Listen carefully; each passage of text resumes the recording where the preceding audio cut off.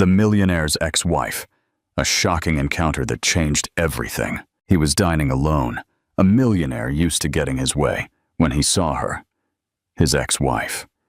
And with her, 3 girls who looked exactly like him. Before we dive in, let us know in the comments where you are watching from. Enjoy the story, and don't forget to like this video. Comment with your thoughts, and subscribe to the channel for more incredible stories. On a typical Tuesday night in Manhattan, Charles Sterling, in his bespoke Italian shoes, walked into the Eden, a high-end restaurant on the Upper East Side. The maitre d' greeted him with a familiar nod. "Your usual table is ready, Mr. Sterling," Javier said, leading him to a corner table with a view of Central Park. A young sommelier approached with the wine list, but Charles waved him off. "The usual Bordeaux, please, Thomas." As Thomas went to fetch the wine, Charles idly scrolled through his phone. 3 missed calls from his mother. Probably another attempt to set him up with someone. She still hadn't forgiven him for letting Aurora go 9 years ago. The memory of Aurora Castillo still stung like a paper cut, small but sharp, making itself known when he least expected it. He was about to check his emails when a sound caught his attention. A familiar laugh that sent shivers down his spine. A laugh that haunted his memories, the one that used to wake him up on quiet Sunday mornings. He instinctively turned his head towards the sound, and the world seemed to stop. There, being led to a table on the other side of the restaurant, was Aurora. Her chestnut hair, now cut just below her shoulders, fell in elegant waves and still moved with the grace that had captivated him back in their university days. She wore a dark green dress that enhanced the sparkle in her eyes, even from that distance. But it wasn't just her presence that took his breath away. Next to her, walking like small reflections of their mother, were 3 girls. All shared Aurora's chestnut hair, and as they got closer, Charles could see his own gray eyes in them. They looked to be about 9 years old. It wasn't hard to do the math. Charles's hand clenched on the edge of the table so hard that his knuckles turned white. One of the girls carried a book and walked with her head down, almost bumping into a waiter. Another observed everything around her with an insatiable curiosity, noticing every detail as if memorizing it forever. The third walked tall, with an impeccable posture that painfully reminded Charles of his own mother. He watched, paralyzed, as they sat down at a table just 2 sections away from his, so close that he could hear snippets of their conversation. So close that it was impossible for Aurora not to notice him. Thomas returned with the wine, but Charles barely registered his presence. His mind raced with memories. The last time he saw Aurora, their final argument about him taking over the family company instead of venturing out together. How she had disappeared without a trace afterward. He had tried to find her, but she had changed her number, moved away, and her family had closed ranks. Now he understood why. One of the girls, the curious one, was already looking at him, tilting her head slightly, as if trying to solve a puzzle. He could see his own reflection in her gaze, and it made his heart race. The weight of what he had lost, of what he had never known, threatened to crush him if he got up and left. Should he confront her? Should he pretend he hadn't seen them? 9 years of business training, of making million-dollar decisions in seconds, and none of it had prepared him for this moment. Then Aurora looked up, and their eyes met across the restaurant. Charles's face paled, and the menu he was holding slipped from his hands, clattering against the fine china. For what seemed like an eternity, neither of them moved. The bustle of the restaurant faded away, leaving only the sound of Charles's heart pounding in his ears. The curious girl, he couldn't help but think of her as his daughter now, tugged on Aurora's sleeve and whispered something that brought her back to reality. "Mom, why does that man look so much like the picture in your memory box?" The girl's voice was clear enough for Charles to hear, and each word felt like another crack in the wall he had carefully built around his past. Aurora quickly regained her composure. Years of keeping it together, her experience as a high school drama teacher, were evident. "Camilla, honey, please focus on choosing something to eat." But her hands trembled slightly as she picked up the fallen menu, and Charles could see her chest rising and falling rapidly, a sure sign of her nervousness. The bookish daughter was eyeing her novel, A Wrinkle in Time, and looked at him with an intensity that reminded him of seeing himself in a mirror. The third girl, the one with perfect posture, whispered something to her sisters that made them all giggle, although their mother's face remained tense. Charles left his wine untouched, the condensation beating on the glass like the sweat forming on his palms. 1,000 questions swirled in his head. Why hadn't she told him? How could she have kept it from him? What were their names? Did they know anything about him? The weight of 9 years of missed bedtime stories and first days of school pressed on his chest. His phone vibrated. Another call from his mother. If she only knew he was a grandfather of triplets. The idea almost made him laugh at the absurdity of it all. His mother, who had been insisting on grandchildren for years, had 3 she had never met. Javier approached Aurora's table with his typical gesture, and Charles could hear him greet them. "Ah, Mrs. Castillo, welcome back." And to the young ladies, Camila, Valeria, and Sophia. "What a pleasure to see you again. You're regulars." How had he not run into them before? The names resonated in his mind. Camila, Valeria, Sophia. He associated them with what he had observed. Camila must be the curious one. Valeria, the reader, and Sophia, the perfect lady. They were beautiful names, just the unique and meaningful choices he would expect from Aurora. He had always been fascinated by how nature and humanity intertwine, always dreamed of names that told stories. "Mom!" Valeria's voice was softer than Camilla's, but just as clear. "Isn't that the man from your old business plan? The one in the coffee shop picture?" Aurora blushed, and Charles remembered their shared dream, a chain of artistic coffee shops called Castillo Blanco that would blend her creativity with his business acumen. The plan.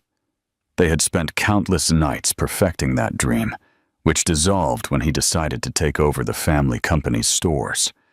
Sophia, always serene, meticulously aligned her silverware and spoke with poise. "Mother, I believe it would be impolite to stare, even if he does bear a striking resemblance to us." Aurora cut her off, her voice tense but polite. "Please, let's just enjoy our celebratory dinner." Celebration? Charles's mind was racing. What were they celebrating? Had he missed a birthday or an achievement? How many other celebrations had he missed? He found himself standing without consciously deciding to. He felt like his legs were made of wood. As he took the first step towards the table, he saw Aurora's eyes widen and her hand instinctively reach out, as if to protect her daughters, their daughters. Thomas appeared at his side. "Sir, is everything all right with the wine?" Charles barely heard him. 9 years of leading board meetings had taught him to make decisions with firmness. Even though his inner world was crumbling, each step towards the table felt like walking through a deep current. But he kept moving forward. He needed to know. He needed to understand. The girls watched him approach, each with a different expression. Camilla's evident curiosity, Valeria's perceptive assessment over her book, and Sophia's observant calm. 3 distinct versions of his own face looked back at him, mixed with Aurora's features in a way that made his heart ache. Aurora stood up just as he reached their table, placing herself in front of the girls in an instinctive protective gesture. Up close, he could see that the years had treated her well. She was even more beautiful than he remembered, with small lines around her eyes that indicated a life filled with laughter he hadn't been a part of. "Charles," she said, her voice barely audible, but still with that musicality that had always made him smile every morning. Now, it tied a knot in his chest filled with regret. "Aurora," he managed to say, though his voice sounded foreign to him. Then, unable to stop himself, he looked at each of the girls. And Camila, Valeria, and Sophia. The silence that followed was deafening. Camila was the first to break the tension, leaning forward over the table despite Sophia's disapproving look. "So, you're him, the man from the coffee shop plants. Mom keeps them at home." "Camila," Aurora warned, her voice trembling slightly. The restaurant continued its elegant dance of waiters and quiet conversations, oblivious to the emotional earthquake unfolding at their table. "Please," Charles said, his voice raw with emotion. "May I sit down?" He gestured to an empty chair at their table, his eyes fixed on Aurora's face. She hesitated, then nodded slightly and leaned back in her seat. Valeria carefully marked her place in her book and set it aside. Her gray eyes, the same as his, watched him with an intensity that tightened his throat. "Mom says you're very good at business," she said matter-of-factly. "She uses your company's success as a case study in her economics class." Charles raised his eyebrows, looking at Aurora. "Economics?" A slight blush colored her cheeks. "I now teach business and drama at Wellington High. The students really respond to real-world examples." Sophia, even more upright, added, "Our mother is the youngest department head. She's very talented." A protective pride filled Charles's voice. Someone had taught these girls to look after their mother, to be her champions. Someone who wasn't him. "That doesn't surprise me," he said softly, remembering how Aurora had always been the smartest person in any room, even if she never showed it. "You always had a gift. For teaching, for helping people discover their potential." "How did she do it with you?" Camila asked innocently, although there was nothing innocent about how the question made Aurora pale. Memories flooded him. Aurora staying up late to help him study for his business finals, her brilliant suggestions during his internship presentations, how she had always pushed him to think big, to dream bolder, until he had chosen the safe path instead of their shared dream. "Yes," he answered honestly, looking directly at Aurora. "Exactly like that." A waiter approached their table, hesitated at the obvious tension, and then cleared his throat. "Shall I add anything else, madam?" "Sterling?" Before Aurora could answer, Sophia intervened with perfect social grace. "Yes, please. Today we are celebrating our academic achievements, and it seems appropriate that all interested parties be present." She emphasized the last words in such a way that Charles wondered how much these girls knew about him. "Academic achievements?" he seized the opportunity to ask. Valeria smiled slightly. "We each received a special recognition. I won the regional science fair with my project on sustainable urban agriculture." Camila almost bounced in her seat. "I got the lead role in the school play. It's The Wizard of Oz. I'm playing Dorothy." "And I," said Sophia proudly, "was elected the youngest student body president in the school's history." Charles felt like he had been punched in the stomach. They were so accomplished, so brilliant, so much like him and Aurora in different ways. His eyes burned as he looked at Aurora. "They're incredible," he murmured. "They are," she agreed softly, and then added, a hint of steel in her voice. "They already had everything they needed." The unspoken words hung in the air. They didn't need you. But looking at these three extraordinary girls, his daughters, Charles wasn't so sure anymore. The waiter returned with the silverware, and as he placed it down, Charles noticed something that chilled him to the bone. In Valeria's book was a familiar leather bookmark, one he had given Aurora years ago, engraved with her favorite quote. "Some infinities are bigger than other infinities." She had kept it. All this time.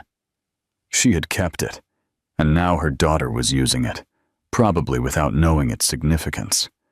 How many other parts of him had Aurora woven into her daughter's lives without them knowing?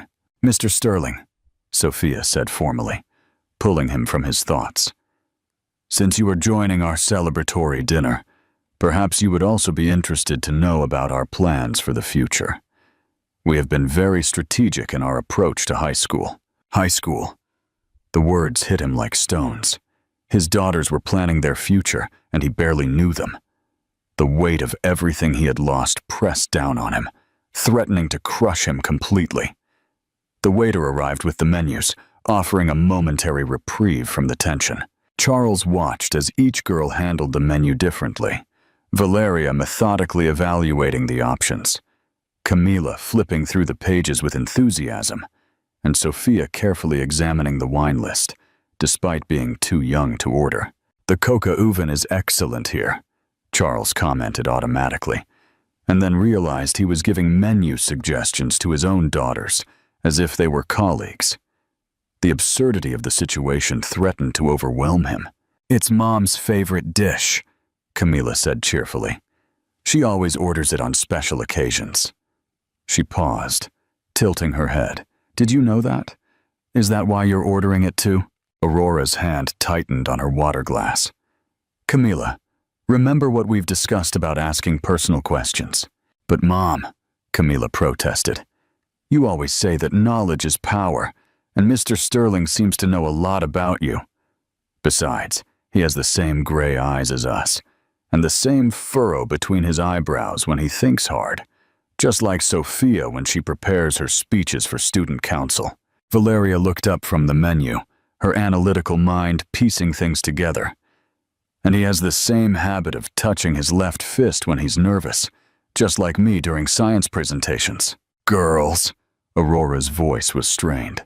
"Please no," Charles intervened softly. "They deserve answers." He looked at each girl in turn, then at Aurora. "They deserve the truth." "The truth."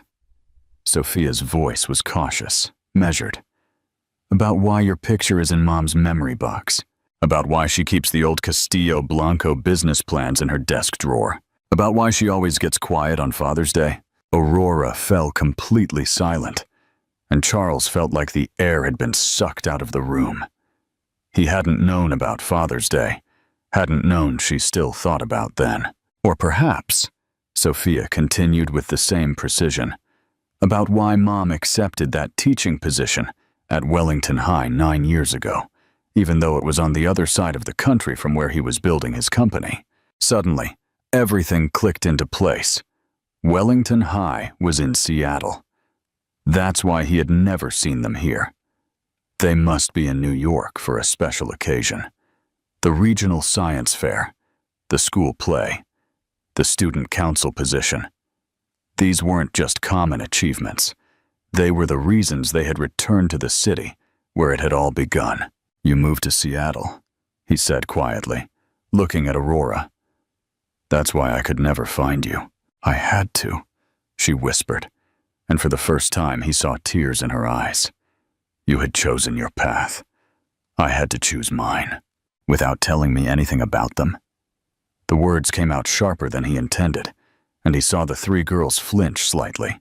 "You made it very clear that Castillo Blanco was your priority," Aurora said, her voice tight. "The night you told me you were taking over the company instead of starting Castillo Blanco with me, you said, and I quote, 'Some dreams have to die so others can live.' Remember?" "Yes, I remember."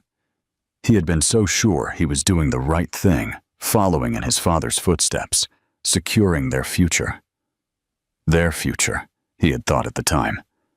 He hadn't known that future was already forming inside her.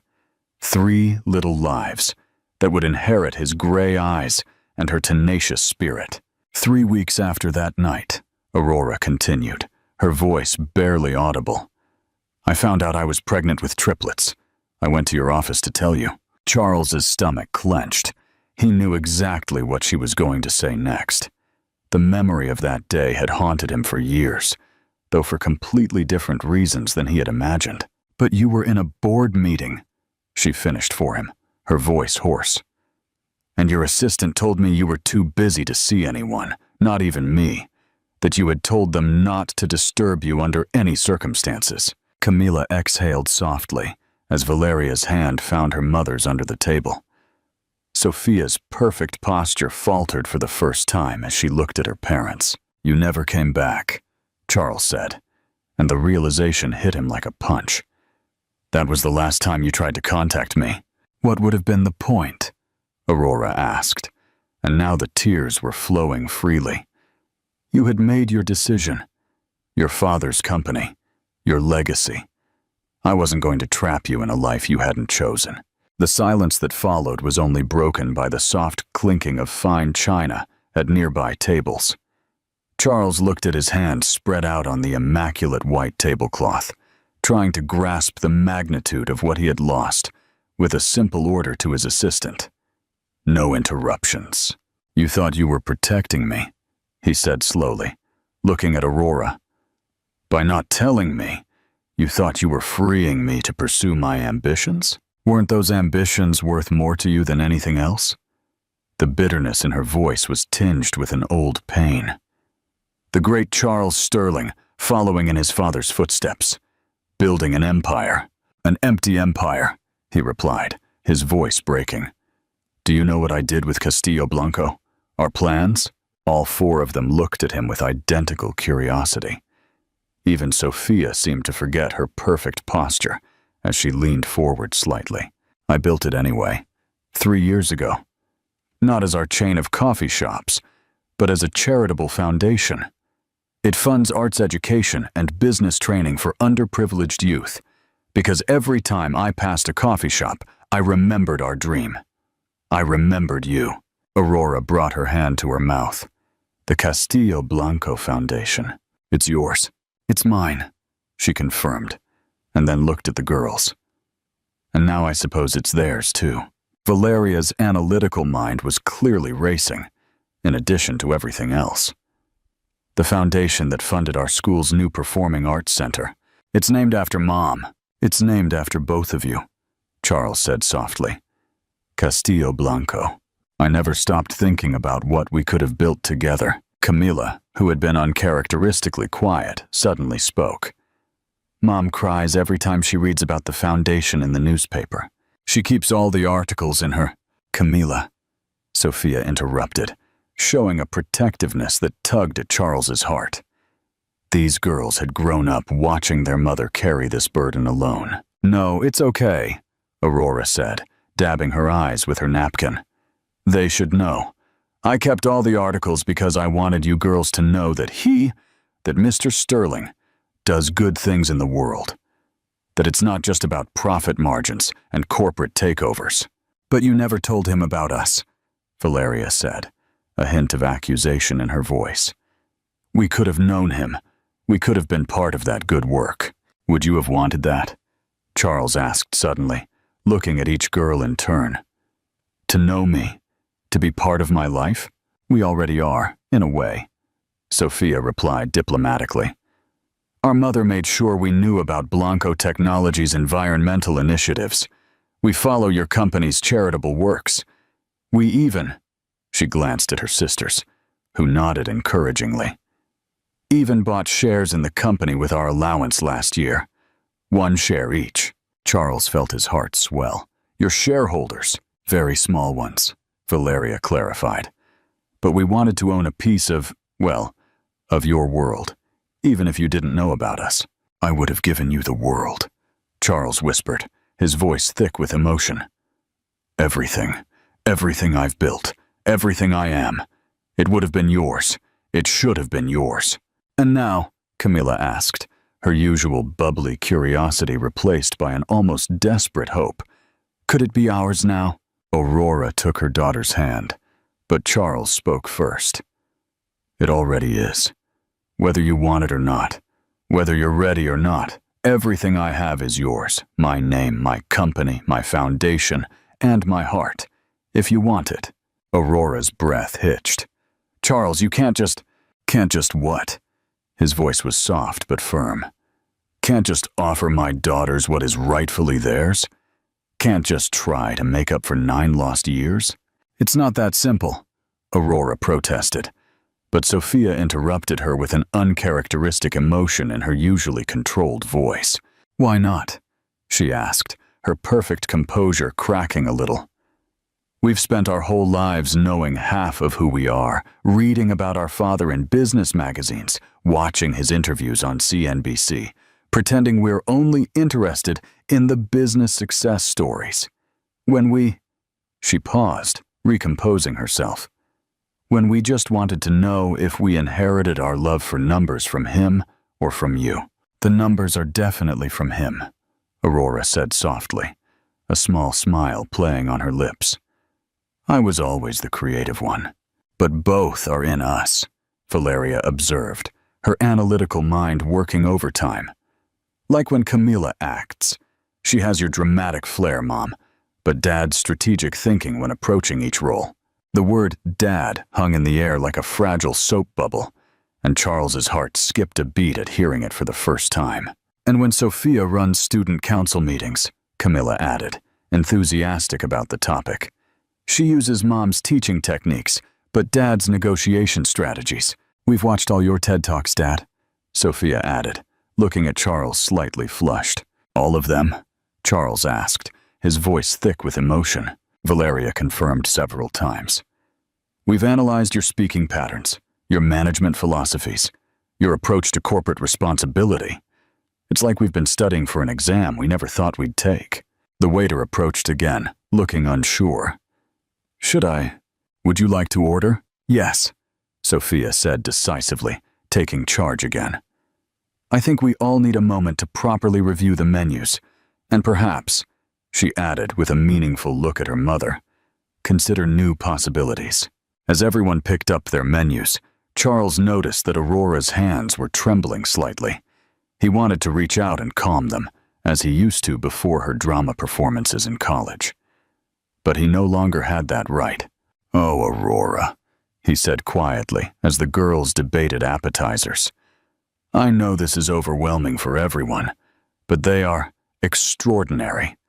You did an incredible job raising them, and if you'll let me, I would like to spend the rest of my life trying to deserve them. Trying to deserve you. We can't just erase 9 years, she whispered. No, he agreed.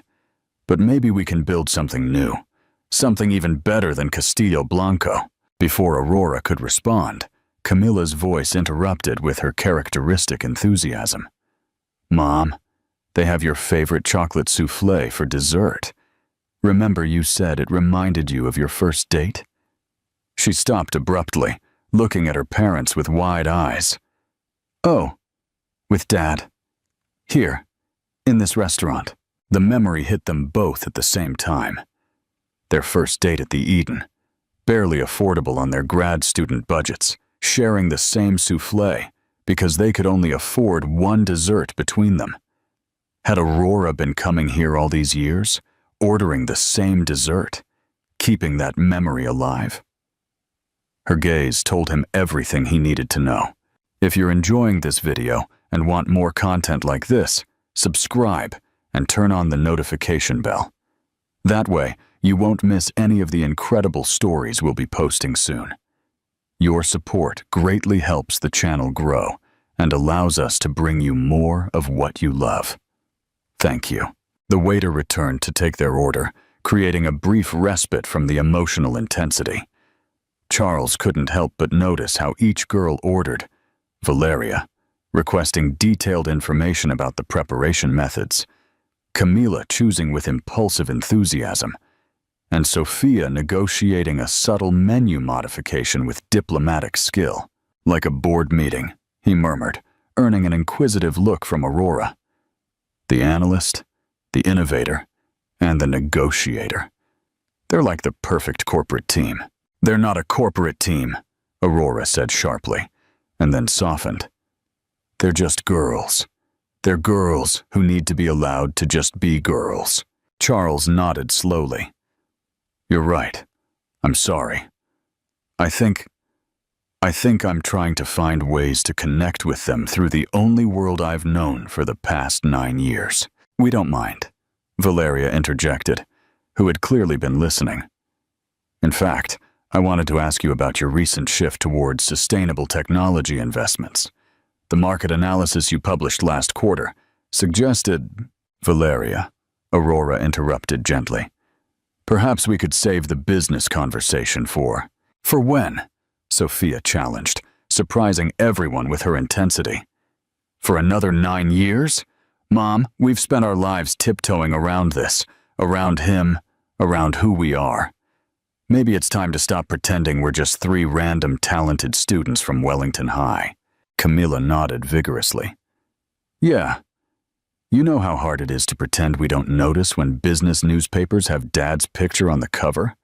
Or when other kids talk about the Castillo Blanco Foundation's latest project?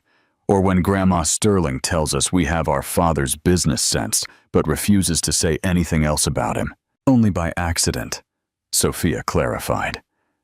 Usually, after her second glass of wine at Christmas dinners, she keeps a picture of you and Mom from college in her study, but she turns it face down every time we visit. The mention of Margaret Sterling brought another wave of memories. Her unwavering support for his relationship with Aurora in college, her devastation when they broke up. He had always wondered if she knew about the girls, if she had played a part in the decision to keep them from him. She never forgave me, he said quietly, for choosing the company over her daughter. Over all of us, Aurora corrected, but now her voice sounded less harsh. Though I suppose we didn't give you a chance to choose otherwise. Would you have chosen differently? Camilla asked suddenly. If you had known about us. The question hung in the air like a sustained note in a symphony. Charles looked at each of their faces, those extraordinary girls who carried his DNA, but who had been molded by Aurora's love and guidance. He thought of the lonely years at the top of Blanco Technology, the empty victory of each successful merger, the empty penthouse he returned to each night. In a heartbeat, he answered, his voice rough with conviction. Everything I've built, everything I've achieved, means nothing compared to what I missed with you. With all of you. Aurora audibly caught her breath, and he saw tears welling in her eyes again. The girls exchanged glances, a kind of silent communication between them. Well, Sophia said, straightening her silverware with deliberate precision. Perhaps it's not too late to make a different decision. The arrival of the appetizers provided a moment of normalcy in the surreal evening. Charles watched as Valeria methodically photographed her plate for research purposes, while Camilla dove in with enthusiasm, and Sophia waited for everyone to start before taking her first bite. So, Charles ventured, you're all in Seattle, at Wellington High. Not for long, Camilla said eagerly, and quickly covered her mouth when Sophia shot her a warning look. Oops, Aurora sighed, putting down her fork. We were going to announce this tonight. Before all of this, I was offered a position as the head of creative arts and business education at Riverside Academy, here in New York. Charles's heart skipped a beat. Riverside? That's 10 minutes from Blanco Technology headquarters. We know, Valeria said meaningfully. We thoroughly researched the school's location in relation to various points of interest in the city. The girls were accepted into their gifted program, and Aurora gradually joined in. Full scholarships. We were planning to move here this summer before the new school year. The past tense immediately caught Charles's attention. Mom, surely this doesn't change our plans. If anything, Valeria interjected, the proximity to both parents could provide enhanced opportunities for academic and personal growth. Camilla nodded enthusiastically. Besides, their drama department is amazing, and they have a business innovation club that works directly with real companies. And she trailed off, looking at him hopefully. And perhaps, she said carefully, they might be interested in working with the Castillo Blanco Foundation, or even Blanco Technology's youth mentorship program. Charles, Aurora warned, but he could see the resolve weakening in her eyes. I'm not trying to buy their affection, he said quickly, but these programs exist. They're designed precisely for the kind of bright young minds I see at this table. Their father, Aurora repeated softly, testing the words.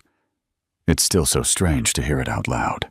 Strange but true, Sophia declared with her characteristic diplomacy.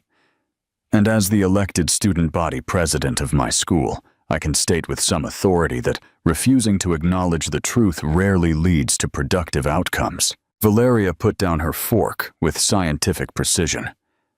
I've been analyzing the variables influencing our potential relocation, the academic opportunities, the cultural advantages, the proximity to extended family, including newly discovered family. She glanced at Charles.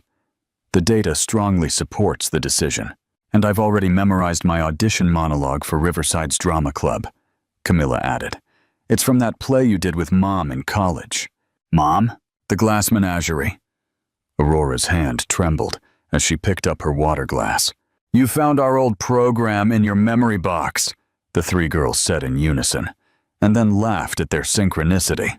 That memory box has a lot to say, Charles said with a small smile, and then turned serious. But perhaps it was about saving these memories until we were ready to face them, until we were ready to create new ones. Mom keeps saying we shouldn't live in the past, Sophia pointed out, that we should always look forward, plan for the future. The future, Charles repeated thoughtfully. You know, I've spent 9 years planning a future. I thought I wanted board meetings, acquisitions, expansions. But sitting here now, looking at all of you, I realize I've been planning the wrong future all along. The main courses arrived, steaming and artfully presented, but no one seemed particularly interested in the food. Charles watched as Aurora, unconsciously, smoothed Camilla's napkin, a maternal instinct he hadn't seen develop. I have a confession to make, he said, suddenly causing all 4 of them to look up from their Tuesday night dinner reservation. It wasn't just a habit.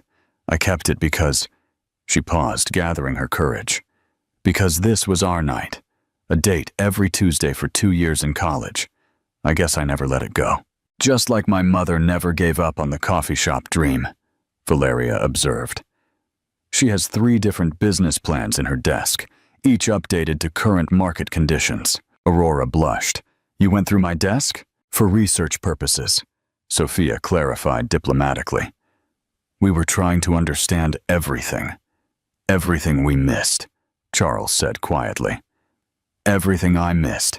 First steps, first words, first business proposals, Camilla added with a grin. We tried to sell lemonade futures in the yard last year. Futures. Charles couldn't help but laugh. How did that work out? We cornered the market by pre-selling to the teachers, Valeria explained.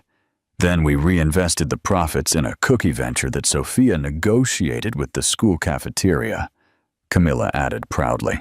The profit margins were quite respectable, Sophia said, straightening up.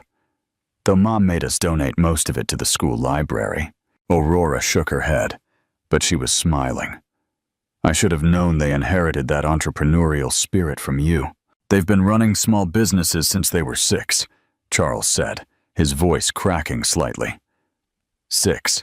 What was your first venture? The girls exchanged glances before Valeria answered. We sold friendship bracelets, but with a twist. We offered an insurance policy. If the friendship ended, they could return the bracelet and get store credit. Store credit? Charles looked at Aurora in amazement. At 6 years old, they implemented a whole return policy system, she confirmed, with a customer satisfaction survey included. The data helped us improve our product line, Valeria explained seriously. Charles felt tears pricking his eyes again. They were so much like him, but so uniquely them, so shaped by Aurora's guidance, but with his business instincts in their DNA. I want to know everything, he said suddenly, his voice intense. Every business, every play, every science project. I want to know about their first day of school, their favorite books, their biggest dreams. He looked at Aurora pleadingly. I want to be their father, not just biologically, but their dad, if you'll let me. We want that too, Sophia said softly, speaking for all 3 girls. We've already achieved so much, but she looked at her sisters, who nodded encouragingly. But we've always felt like there was a vital member missing from our board of directors in our lives.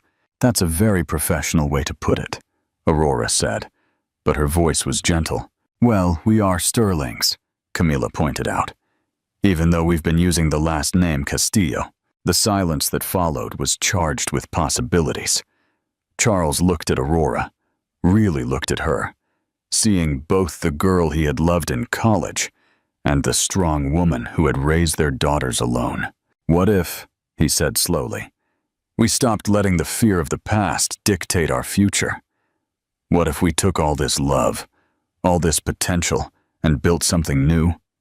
Not just fancy coffee shops, but something bigger. A family. If you're enjoying this video and want more content like this, subscribe and turn on the notification bell. This way you won't miss any of the incredible stories we'll be posting soon. Your support greatly helps the channel grow and allows us to bring you more of what you love. Thank you. Aurora dabbed her eyes with her napkin, composing herself before speaking. A family isn't built as easily as a business. It requires time, trust, and patience. Like a long-term investment, Valeria offered, earning a small smile from both parents. Exactly, Aurora agreed. And while I appreciate your enthusiasm, we need to think about what's best for the girls. We're right here, Sophia reminded them gently. And we're old enough to have a say in this corporate merger. Charles couldn't help but chuckle at their words. You're right. Perhaps we should put it to a vote. Democratic process and all that. Like a shareholders meeting. Camila bounced in her seat. Since we're all shareholders now. Minority shareholders, Valeria reminded her sister. But she was smiling too. Well, Sophia said, straightening up even further. If it's permissible, as the interim chairwoman of this meeting, I propose we discuss the practicalities of integrating the CEO of Blanco Technology into our family structure. Seconded, Valeria added, immediately pulling out her phone. I've already started a list of pros and cons. Hold on, Aurora interrupted. But now there was a hint of amusement in her voice. This isn't something we can vote on over dinner. Why not? Camila asked. We've been waiting 9 years. Isn't that enough market research? Charles leaned forward, his voice soft but urgent. Aurora, look at them. They are brilliant, thoughtful, and clearly capable of understanding complex situations. They have been observing me from afar all this time, trying to get to know their father through news and annual reports. Don't they deserve the opportunity to really know me? And you don't deserve to know them, he replied softly. The real me, not just his achievements and business ventures, but his fears, his doubts, his messy mornings, and his grumpy evenings. Everything, he said with firmness. I want it all. The good days and the bad days, the successes and the failures, the science fairs and the scraped knees. I have a scar from falling off my bike, Camila offered helpfully. Want to see? Not at the table, darling, Aurora said automatically, and then caught herself, resorting to familiar parenting patterns in front of Charles. The reality of what sharing these moments would mean seemed to hit her hard. I have a proposal, Sophia announced, pulling out a small notebook. A phased integration plan, so to speak, starting with weekly family dinners to establish a base level of compatibility, followed by scheduled activities aligned with our individual interests. Valeria continued, quickly adapting. I have several scientific hypotheses I'd like to discuss from a fresh perspective. I need help with my Dorothy monologue, Camila added. Mom says you were an amazing wizard in college, Dad. The word dad still sent a jolt through Charles, but this time it was accompanied by a wave of joy instead of pain. He looked at Aurora, trying to convey everything he felt with his eyes. It's evident they inherited your planning skills, he said quietly, and my determination. A dangerous combination, she agreed with a smile. One that will be impossible to resist. We know, the three girls said in unison, and then burst into giggles. The dessert menus arrived. and without further discussion, everyone knew what they would order. The chocolate souffle that held so many memories. While they waited for it to be prepared, the conversation took a serious turn. "There's something else you should know," Aurora said, her fingers tracing the stem of her water glass. "Something I've never told anyone, not even the girls." All four of them leaned forward slightly, impressed by the gravity of her voice. "The day I found out I was pregnant, I didn't just try to tell you once. I went to your office 3 times that week. Each time your assistant told me you were too busy. The third time, I saw you through the glass walls of your office, shaking hands with your father's board members." Charles felt the color drain from his face. "The week of the merger announcement, when we were taking the company private. You looked so satisfied, so sure of your path," she continued. "I watched you for 10 minutes, standing in the lobby, with one hand on my stomach, where our daughters were growing. You didn't look up from your papers, didn't glance towards the lobby where I was waiting. That's when I knew." "Knew what?" Sophia asked softly, losing her usual composure. "That I couldn't be the one to ruin your dreams. Your father was sick. The company needed you. And a pregnancy, especially one as complicated as mine." Aurora's voice broke slightly. "I thought I was being noble, giving you the freedom to become who you were meant to be." "But both were meant to be our parents," Valeria said, her analytical tone giving way to emotion. "According to my calculations, the probability of a successful co-parenting arrangement would have been significantly higher with both parties involved from the outset." "Well said, sister," Camilla said, wiping away tears. Charles leaned across the table, hesitated for a moment, then gently took Aurora's hand. She didn't pull away. "Do you know what I was reading in those newspapers that day?" he asked quietly. She shook her head. "Expansion plans for a chain of coffee shops. I was trying to figure out how to buy and renovate some struggling cafes, turn them into what we dreamed of with Castillo Blanco. I thought if I could make it successful quickly enough, maybe I'd be forgiven for choosing the company first. I was going to surprise you with it." "Oh," Aurora breathed, understanding dawning in her eyes. "I've spent 9 years building someone else's dream, thinking I'd lost mine." His grip on her hand tightened slightly. "But my dream wasn't just about coffee shops and business plans. It was about building something with you. And now?" "Now there's so much more to build," Sophia said, her voice thick with emotion. "Together," Valeria added firmly. "As a family," Camilla concluded, with her characteristic enthusiasm. The souffle arrived at the perfect moment, steaming from its dark, rich surface, just as it had 9 years ago when 2 college graduates shared their dreams over dessert.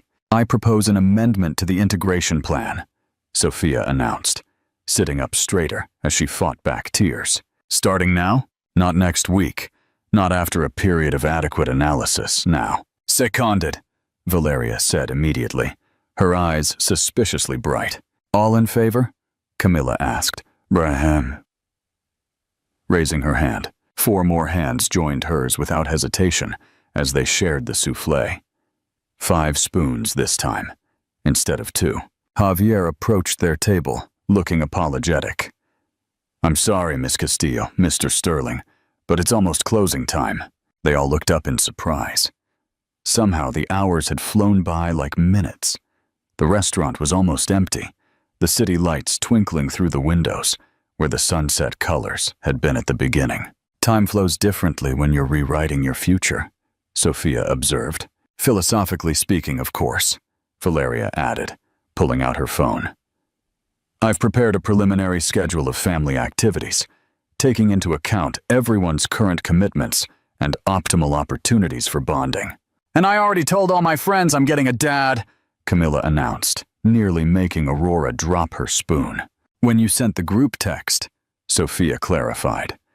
"Very efficient, though perhaps a bit premature." Charles laughed, a deep, heartfelt laugh that made all 4 of them smile. "Well, I guess that saves us the trouble of a formal announcement." "What exactly are we announcing?" Aurora asked slowly. "It's not just about you meeting the girls, Charles. This is everything. She squeezed his hand, and this time he returned the gesture. Everything is exactly what I want. The company, the foundation, this family. They don't have to be separate dreams anymore. They can be one dream, built together with proper corporate oversight, Sophia added seriously, prompting laughter from everyone. And regular board meetings, Valeria suggested, and family game nights, Camila added. Every successful company needs team-building activities. As they gathered their things to leave, Charles paused for a moment, observing his new family. The girls were already planning the next day's activities with excited voices. Aurora watched them with a mixture of love and awe, as if seeing them from a new perspective. "You know," he said quietly, turning to her, "I always thought my father's greatest lesson was about business. Success is built on relationships," he used to say. But I was wrong for so long. He wasn't talking about business relationships. He was talking about this. He gestured to his daughters. About family. The most important merger of all, Aurora agreed. A meaningful ending. As they walked out of the Eden together, as a family for the first time, the moral of their story was clear. Sometimes, the biggest mistakes in life come from trying to protect others from our love, rather than having the courage to share it. Success isn't measured in dollars or achievements, but in the connections we forge and the love we're willing to fight for. It's never too late to correct course, to choose love over fear, to turn missed opportunities into new beginnings. The best investments we can make aren't in stocks or companies, but in the hearts of those we love. Thank you all for watching this incredible story. Don't forget to like, comment with your thoughts on this family's journey, and share this video with someone who needs to hear its message. Remember, it's never too late for love to find its way home. See you in the next video.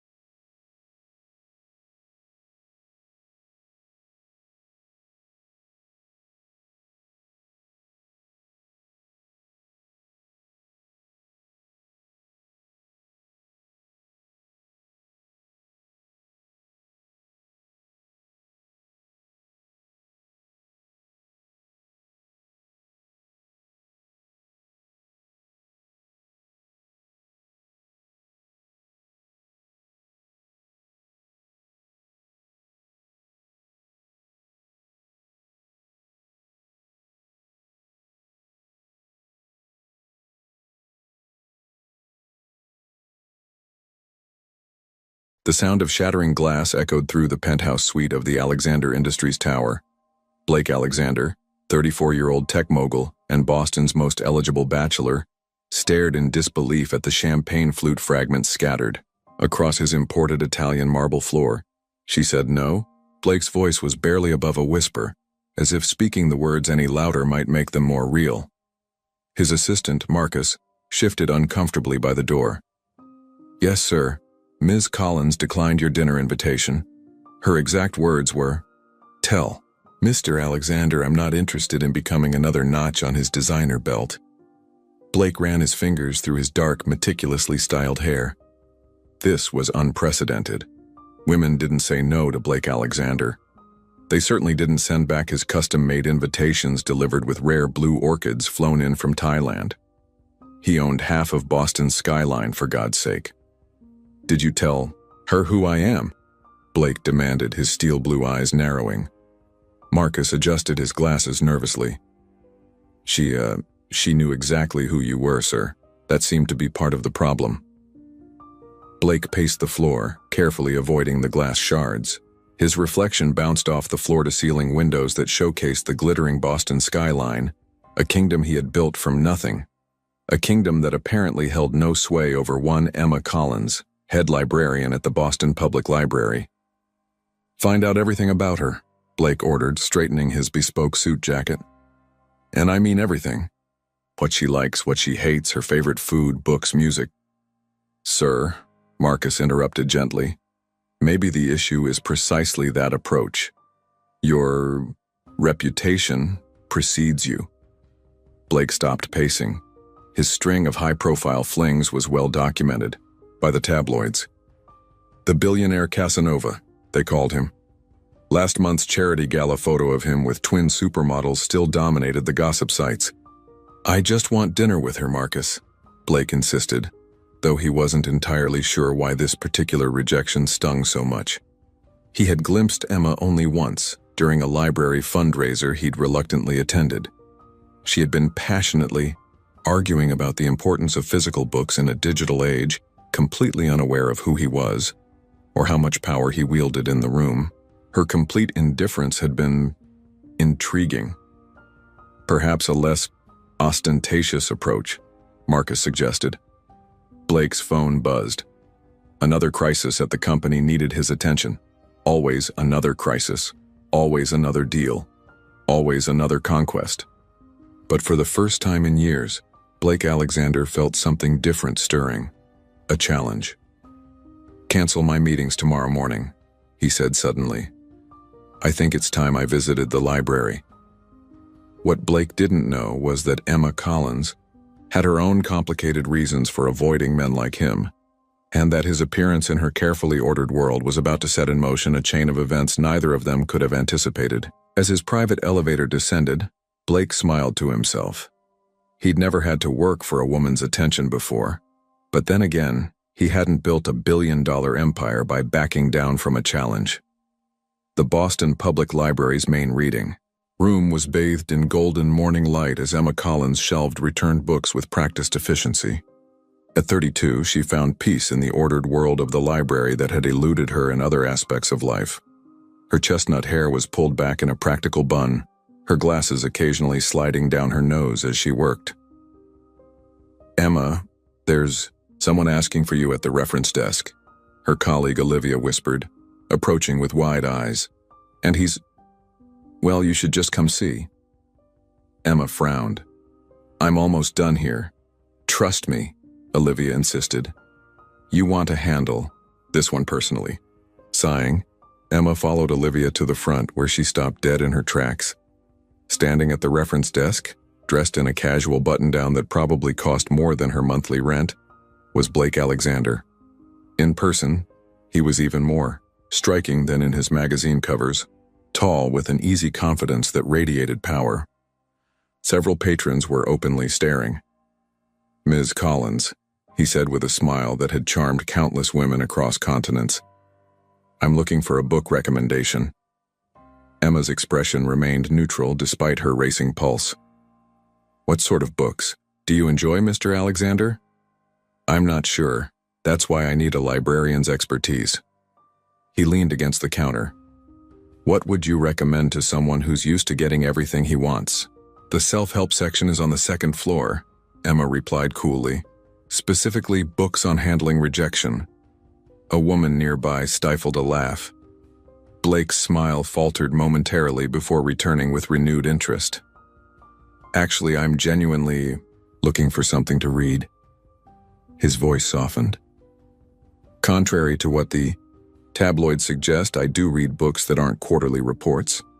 Emma studied him, trying to determine if this was another elaborate attempt to add her to his collection of conquests. Follow me, she finally said, leading him toward the fiction section. Why did you turn down my dinner invitation? Blake asked once they were between the shelves, away from curious eyes. Because I'm not interested in being photographed on your arm, dissected by gossip columns, then discarded when someone more exciting comes along, Emma stated matter-of-factly, pulling a book from the shelf. Here, Pride and Prejudice. It might teach you something about first impressions. I've read it, Blake replied, surprising her. Darcy was misunderstood. Darcy had to earn Elizabeth's respect, Emma countered. Is that what I need to do? Earn your respect? Blake's blue eyes held a challenge. Emma pushed her glasses up. Mr. Alexander. Blake. Mr. Alexander, she insisted. I appreciate the theater of the humble billionaire visiting a public library, but we both know tomorrow you'll be back to your real life. You don't know anything about my real life, he said, a hint of genuine frustration in his voice. I know enough, Emma replied, thinking of her sister Katie's heartbreak after being dumped by a man cut from the same cloth as Blake. Now, if there's nothing else, have dinner with me, Blake said, but this time it wasn't a command. No private jets, no expensive wine, no pressure, just dinner. Why? Emma asked, genuinely curious. There are literally models and actresses lining up for your attention. Blake considered his answer carefully. Because when I donated to the library fundraiser last month, you were the only person who didn't care who I was. You argued with me about digital books versus physical ones without once mentioning my net worth. It was refreshing. Emma remembered the conversation but hadn't realized who he was at the time. She'd been rather passionate, perhaps even rude. One dinner, Blake continued, at a restaurant of your choosing. If you still think I'm the shallow playboy from the tabloids afterward, I'll never bother you again. Before Emma could respond, her phone buzzed. It was a text from Katie. Emergency. Pipe burst in my apartment, everything's flooded, need help. I have to go, Emma said urgently, shoving the phone back in her pocket. Family emergency. As she rushed toward the staff room to grab her things, Blake followed. Let me help. I can have a restoration team there in minutes. This isn't your problem, Emma insisted. Consider it my first attempt at earning respect, Blake offered, already pulling out his phone. Emma hesitated, torn between pride and practicality. Her sister's apartment was her whole world, and time was of the essence with water damage. Fine, she conceded reluctantly. But this doesn't mean I'm having dinner with you. Blake's expression was uncharacteristically sincere. Understood. Now, what's the address? The scene at Katie's apartment was worse than Emma had imagined. Water cascaded from the ceiling, the hardwood floors already buckling. Katie stood in the middle of the chaos, frantically trying to save photo albums and books. Emma, thank God. Katie stopped mid-sentence when she noticed Blake Alexander standing behind her sister. Why is Blake Alexander in my flooded apartment? He offered to help, Emma explained awkwardly. Before Katie could respond, a team of professionals in uniform flooded in, not with water, but with industrial equipment. Blake had made one phone call from the car, and suddenly a full restoration crew was efficiently tackling the disaster. This is Jackson, Blake introduced a man who appeared to be the team leader. He'll make sure everything's handled properly. I should be documenting this for insurance, Katie said, looking overwhelmed. Already taken care of, Jackson assured her. We're photographing everything. As the crew worked, Blake rolled up his sleeves, literally, revealing tanned forearms as he moved furniture away from the worst of the flooding. You don't have to do that, Emma said, surprised. "I'm not completely useless," Blake replied with a half smile. "Contrary to popular belief, I wasn't always rich." Emma raised an eyebrow, unconvinced. "It's true," Blake continued, helping her move a bookshelf. "I grew up in South Boston. My dad was a mechanic. When our basement flooded every spring, there was no team to call, just mops and buckets." Emma studied him, trying to reconcile this image with the playboy billionaire from the magazines. "The articles all say you come from old money. That's the story my PR team prefers," Blake admitted. "Sounds better than scholarship kid who got lucky with a tech startup." In the kitchen, Katie was frantically trying to save a stack of papers. Blake noticed Emma's concerned expression. "What are those?" he asked quietly. "Her manuscript," Emma explained. "She's a writer. Been working on that novel for 2 years." Blake immediately went to help, carefully separating the damp pages. "We need a hairdryer and some paper towels," he said with surprising expertise. "If we act fast, we might be able to save most of it." For the next hour, Emma watched in amazement as Blake Alexander, who reportedly once bought a yacht on a whim, painstakingly dried each page of her sister's manuscript. There was something unexpectedly gentle in the way his fingers handled the fragile pages. "Why are you really doing this?" Emma finally asked when they had a moment alone. Blake considered the question. "Maybe I'm trying to prove you wrong about me. Or maybe this is just an elaborate strategy to get me to have dinner with you," Emma countered, though with less conviction than before. Blake's phone rang, the third time in 20 minutes. He glanced at it, then silenced it again. "Don't you need to get that?" Emma asked. "Billion-dollar empires don't run themselves. They can manage without me for one afternoon," Blake replied, though Emma noticed the tension in his jaw. Katie approached them, looking shell-shocked but grateful. "The crew says they've stopped the water and can start drying everything out, but..." She trailed off, looking around her saturated apartment. "You'll need somewhere to stay," Emma finished, her thought. "You can stay with me." "Actually," Blake interjected, "I own a building 2 blocks from here with a fully furnished guest apartment. It's empty right now. You're welcome to use it until your place is fixed." Katie's eyes widened. "I couldn't possibly..." "It's just sitting there," Blake insisted. "Consider it a loan, not charity."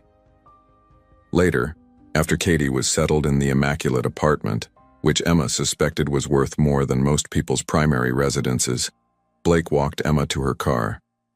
"Thank you," Emma said sincerely, "for helping my sister." "Does this mean I've earned enough respect for that dinner?" Blake asked, his usual confidence tempered with what seemed like genuine uncertainty. Emma hesitated. The man who had spent the afternoon saving her sister's manuscript didn't align with the tabloid caricature she'd judged so harshly. "One dinner," she conceded. "No private dining rooms, no celebrity chef treatment." "Deal," Blake agreed quickly. "Tomorrow night? I know a place that makes incredible ramen, very public, very casual." "Ramen?" Emma couldn't hide her surprise. "Best comfort food in Boston?" Blake said with unexpected enthusiasm. "Unless you'd prefer somewhere else?" Emma shook her head, intrigued despite herself. "Ramen is fine." As they parted ways, Emma realized with alarm that she was actually looking forward to their date.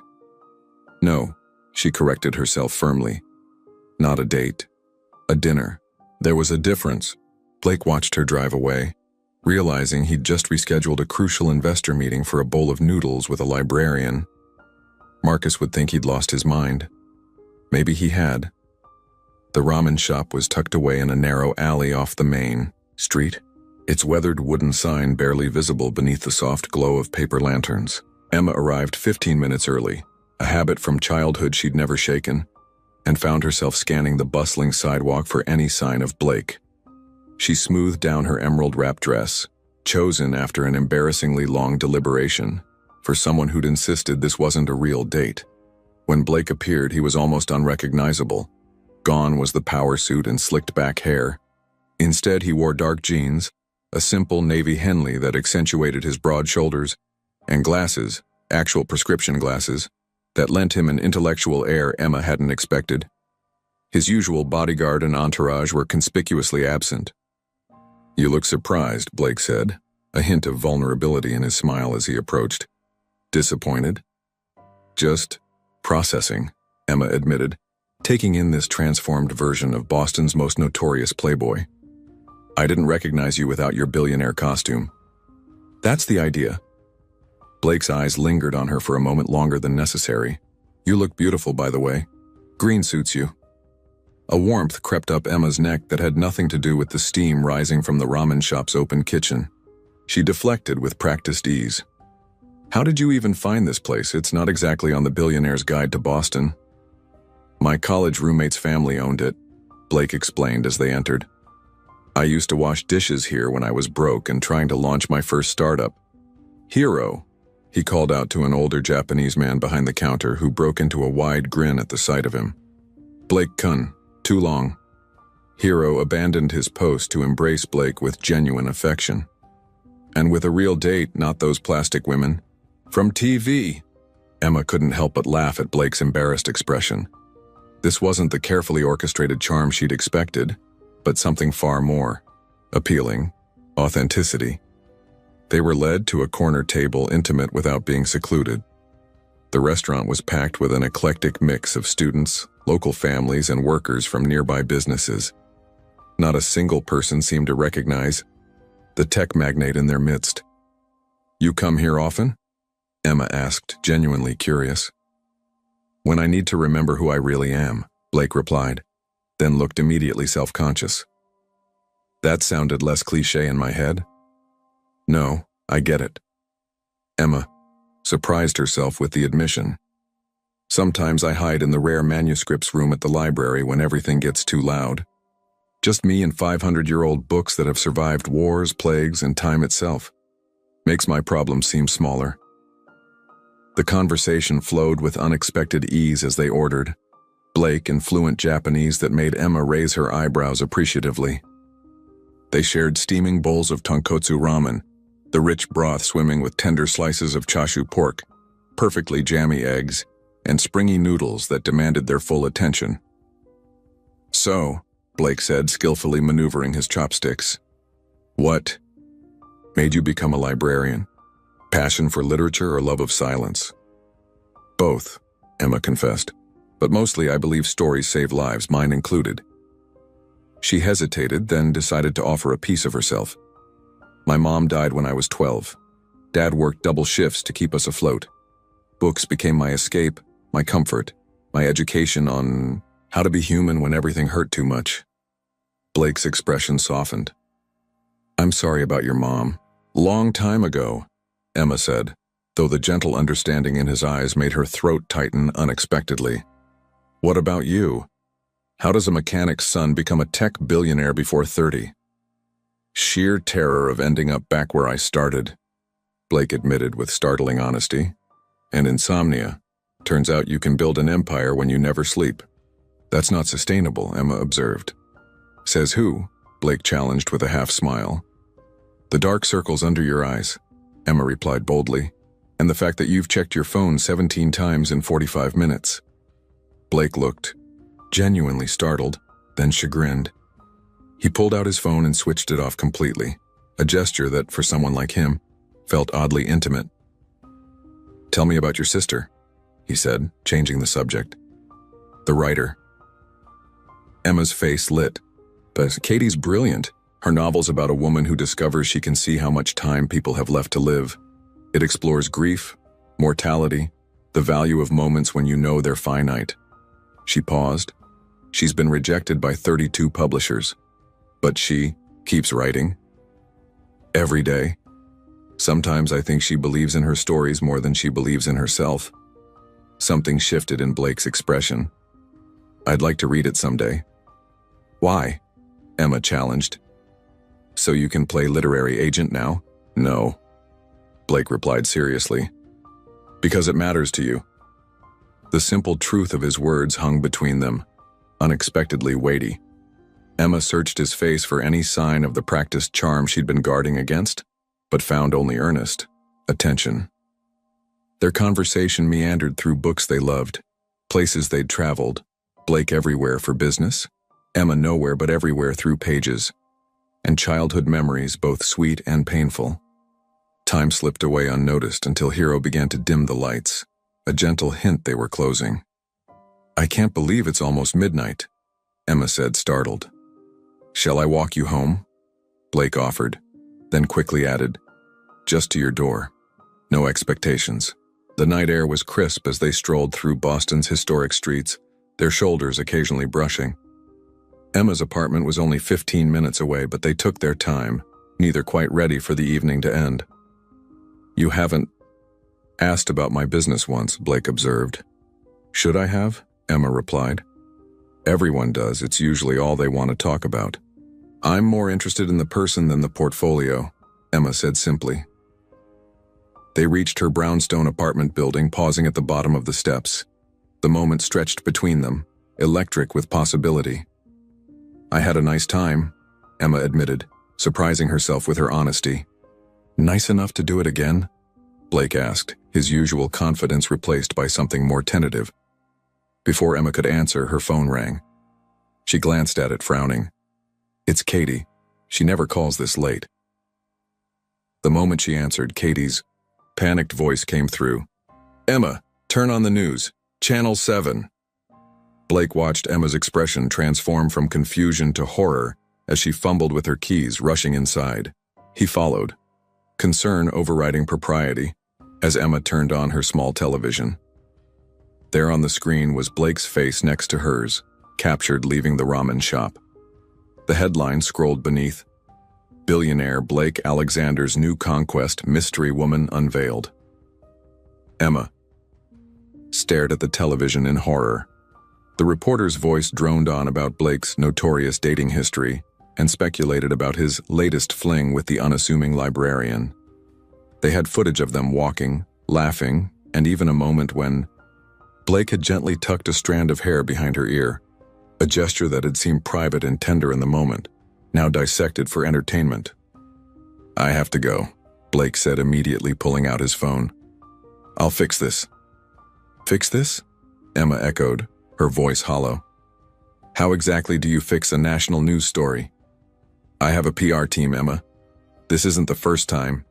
"That's exactly the problem," Emma cut him off, wrapping her arms around herself. "This isn't the first time for you. This is your world. But it's not mine." She glanced back at the screen where they were now showing photos of his previous relationships. All stunning models and actresses. "I don't belong in that lineup." Blake's expression turned serious. "That's not what this is." "Isn't it?" Emma challenged, a mixture of embarrassment and anger rising within her. "One dinner, and I'm already the punchline to Boston's favorite soap opera." "Emma, please." Her phone began buzzing incessantly, messages from co-workers, distant friends, even her father who rarely texted. A particularly awful thought struck her. "Oh God, the library board, if they see this..." "They can't fire you for having dinner with someone," Blake argued. "You don't understand." Emma's voice cracked. "I'm up for the director position. The why? Board votes next week. They're all about maintaining the library's dignified image." She scrolled through her notifications with growing dread. "And now I'm Billionaire's bookish booty call on TMZ." Blake ran a hand through his hair in frustration. "Let me make some calls.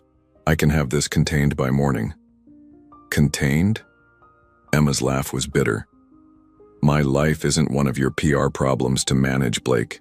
This is exactly why I said no in the first place." The hurt in his eyes was unmistakable, but Emma was too overwhelmed to care. Her carefully constructed world was unraveling on primetime television. "I think you should go," she said quietly. "Emma, please," she insisted, opening her door. "I need space to figure out how to deal with this." Reluctantly, Blake moved toward the door, then paused. "For what it's worth, tonight was real. For me. More real than anything has been in a long time." After he left, Emma sank onto her couch, phone still buzzing relentlessly. She turned it off completely but couldn't escape the thoughts racing through her mind. Tonight had been perfect. Until reality intruded. Blake's reality. A world where privacy was a luxury he hadn't enjoyed in years. The next morning brought no relief. Emma trudged to work, hood pulled up, sunglasses on despite the cloudy day. She'd barely reached her office when Olivia burst in, tablet in hand. "Have you seen the latest?" Olivia asked breathlessly. "Blake Alexander just gave an impromptu press conference." Emma's stomach dropped. "What?" On the tablet screen, Blake stood outside his corporate headquarters, looking impeccably dressed, yet somehow exhausted. His voice was firm as he addressed the gathered reporters. "My personal life is not public entertainment," he stated. "The woman you've been speculating about is a private citizen who deserves respect. Our relationship is exactly no one's business but our own, and I expect all coverage to cease immediately." A reporter shouted, "Are you confirming you're dating the librarian?" Blake's jaw tightened. "I'm confirming that I value my privacy, and more importantly, hers. This ends now." The video cut to a news anchor. In an unprecedented move, Alexander Industries has threatened legal action against any outlet continuing to publish stories about Blake Alexander's personal relationships, citing privacy laws. Tech industry insiders are speculating this may impact Alexander's upcoming merger talks with. Emma switched off the tablet, her mind reeling. Had Blake just put his business interests at risk for her privacy? Olivia was practically vibrating with excitement. "So it's true? You and Blake Alexander?" "It was one dinner," Emma muttered, slumping into her chair. "One dinner that has the most eligible bachelor in Boston threatening media outlets," Olivia pointed out. "That's not nothing." Before Emma could respond, her phone buzzed with a text from an unknown number. "Ms. Collins, this is Marcus, Mr. Alexander's assistant. He would like to speak with you if you're willing. Please call at your convenience." Attached was a private number. Emma stared at the message, conflicted. Part of her wanted to delete it and pretend the whole whirlwind had never happened. But another part couldn't forget the genuine connection they'd shared over steaming bowls of ramen, or how he'd dried her sister's manuscript page by page. Her office phone rang, interrupting her thoughts. It was Mrs. Harrington, head of the library board. "Emma, dear." The older woman's voice crackled through the line. "The board would like to see you. Now, if possible." Heart sinking, Emma made her way to the boardroom. This was it. The end of her professional aspirations, all because of one dinner. To her surprise, the entire board was present, faces unreadable. Mrs. Harrington gestured for her to sit. "Emma, we've received a rather unusual call this morning," Mrs. Harrington began. "From the mayor's office." Emma blinked. "The mayor?" "Yes. It seems Blake Alexander has offered to triple the library's annual funding, establish a new wing for rare manuscripts, and create a literacy foundation in partnership with us." Mrs. Harrington leaned forward. "Contingent on one condition." "What condition?" Emma asked, though she already suspected. "That we judge the director candidate on her merits alone, without regard to her personal associations." Emma felt a flush of anger. Of course, Blake was trying to buy her way out of trouble, just throwing money at the problem like he did with everything else. "I see," Emma said stiffly. "And what did the board say?" "We said Mr. Alexander's generous offer was appreciated but unnecessary," Mrs. Harrington stated firmly. "We've always intended to judge you on your merits alone, my dear. Though the additional funding is certainly welcome, it doesn't influence our decision. And," added Mr. Peterson, the youngest board member, "we agreed his condition was reasonable. Your private life is your own business." Relief washed over Emma, quickly followed by confusion. Blake had offered the library millions, not to secure her job, but simply to ensure she was judged fairly. As she left the meeting, Emma's phone buzzed again with another text from Marcus. "Mr. Alexander wanted me to clarify he expects nothing in return for his library donation. It was something he'd been considering since the fundraiser last month. Your career and reputation should never suffer because of your association with him." Emma stopped in the middle of the hallway, torn between gratitude and frustration. Blake was making grand gestures, throwing his influence around, but was it to help her? Or to ease his own conscience? And why did part of her wish he would just show up himself instead of sending texts through his assistant? As if in answer to her unspoken question, the library's front doors opened, and Blake Alexander walked in, looking decidedly un-billionaire-like, in jeans and a worn MIT sweatshirt.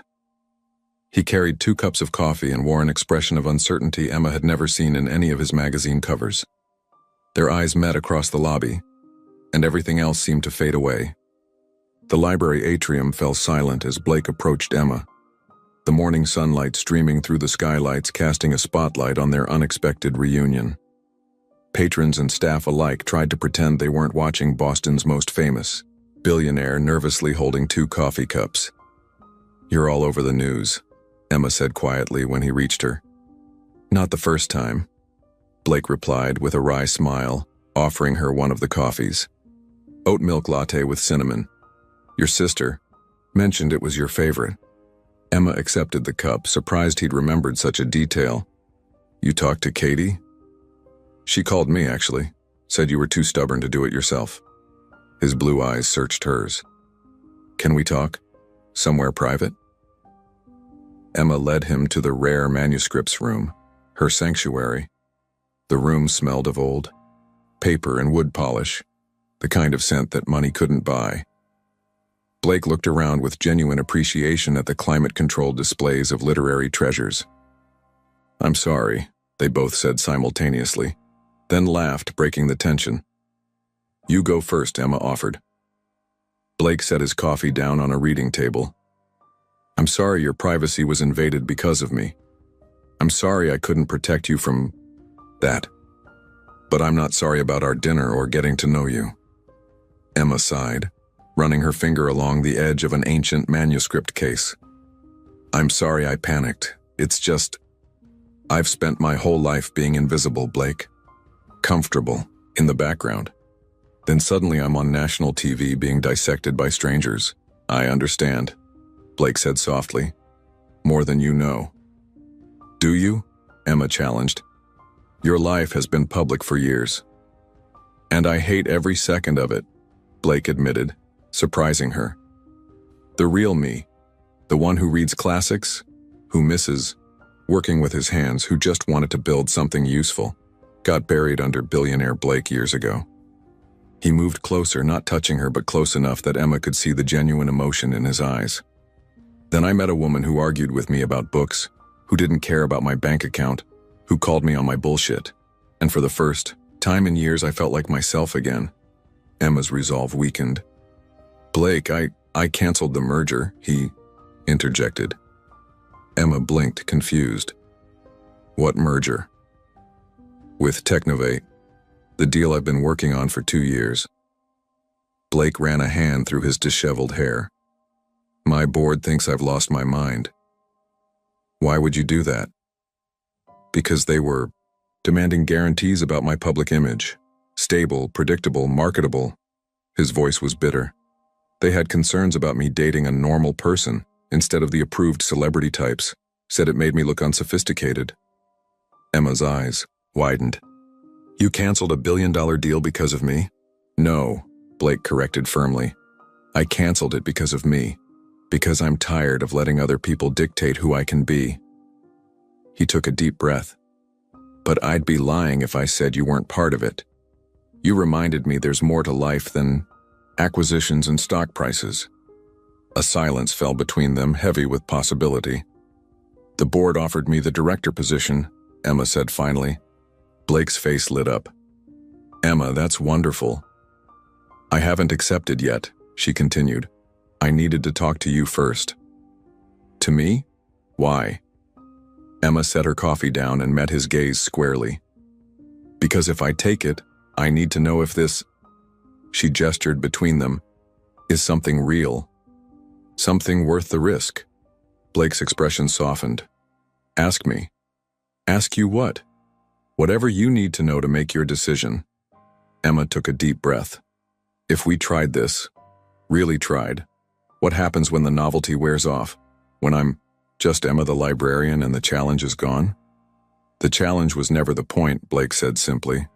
The connection was, and the media circus? Your shareholders' opinions? Let me worry about them. He moved closer. My question is, are you willing to give this a chance? Not the billionaire and the librarian, just Blake and Emma, two people who connected over ramen and books. Emma looked at him, really looked at him, and saw beyond the public persona to the man who had saved her sister's manuscript, who had threatened media outlets to protect her privacy, who stood before her now, vulnerable and hopeful. It won't be easy, she warned. Nothing worth having ever is, Blake replied with a smile. And I won't change who I am, Emma added firmly. No designer makeovers or charity galas every weekend. I wouldn't want you to change, Blake assured her. Your authenticity is what drew me to you in the first place. Emma felt the last of her resistance crumbling. One condition. Name it. We take it slow. Really slow. Blake's smile widened. Does that mean I get a second date? It means, Emma said, stepping closer until they were inches apart, that I'm willing to see where this goes, day by day. Blake reached out, gently tucking a strand of hair behind her ear, just as he had the night before. Only this time, there were no cameras, no audience, just them. I can work with that, he murmured. Their first kiss was nothing like Emma had imagined, not the calculated move of a practiced playboy, but something tentative and sweet, full of promise rather than demand. When they broke apart, both were smiling. So, Blake asked, his forehead resting against hers, what should we do for our second date? Emma laughed. Something normal people do. Mini golf, maybe? I'm terrible at mini golf, Blake confessed. Even better, Emma teased. I'll finally find something you're not good at. I can think of worse ways to spend an evening than being humiliated at mini golf by the new library director, Blake said, his eyes sparkling.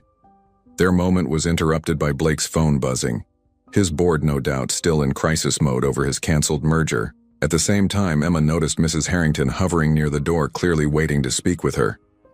Real-life calls. Emma sighed.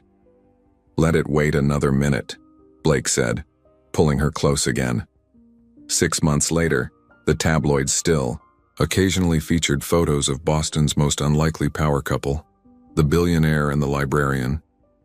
They captured Blake carrying stacks of books at library fundraisers, Emma reluctantly attending tech conferences, albeit in her own comfortable style, and the two of them regularly eating at a certain hidden ramen shop. What the cameras missed were the quiet moments, Blake reading manuscripts for Katie, who was now working with a publisher, Emma challenging Blake's workaholic tendencies and bringing balance to his life, their Sunday morning ritual of coffee and crosswords in her small apartment, which he preferred to his penthouse. In the end, Emma Collins, who had once been certain that men like Blake Alexander were nothing but trouble, found herself happily proven wrong. And Blake, who had spent years surrounding himself with people who wanted something from him, discovered that what he'd really been searching for was someone who simply wanted him, just him, not the empire he'd built. And that, it turned out, was worth all the risk in the world.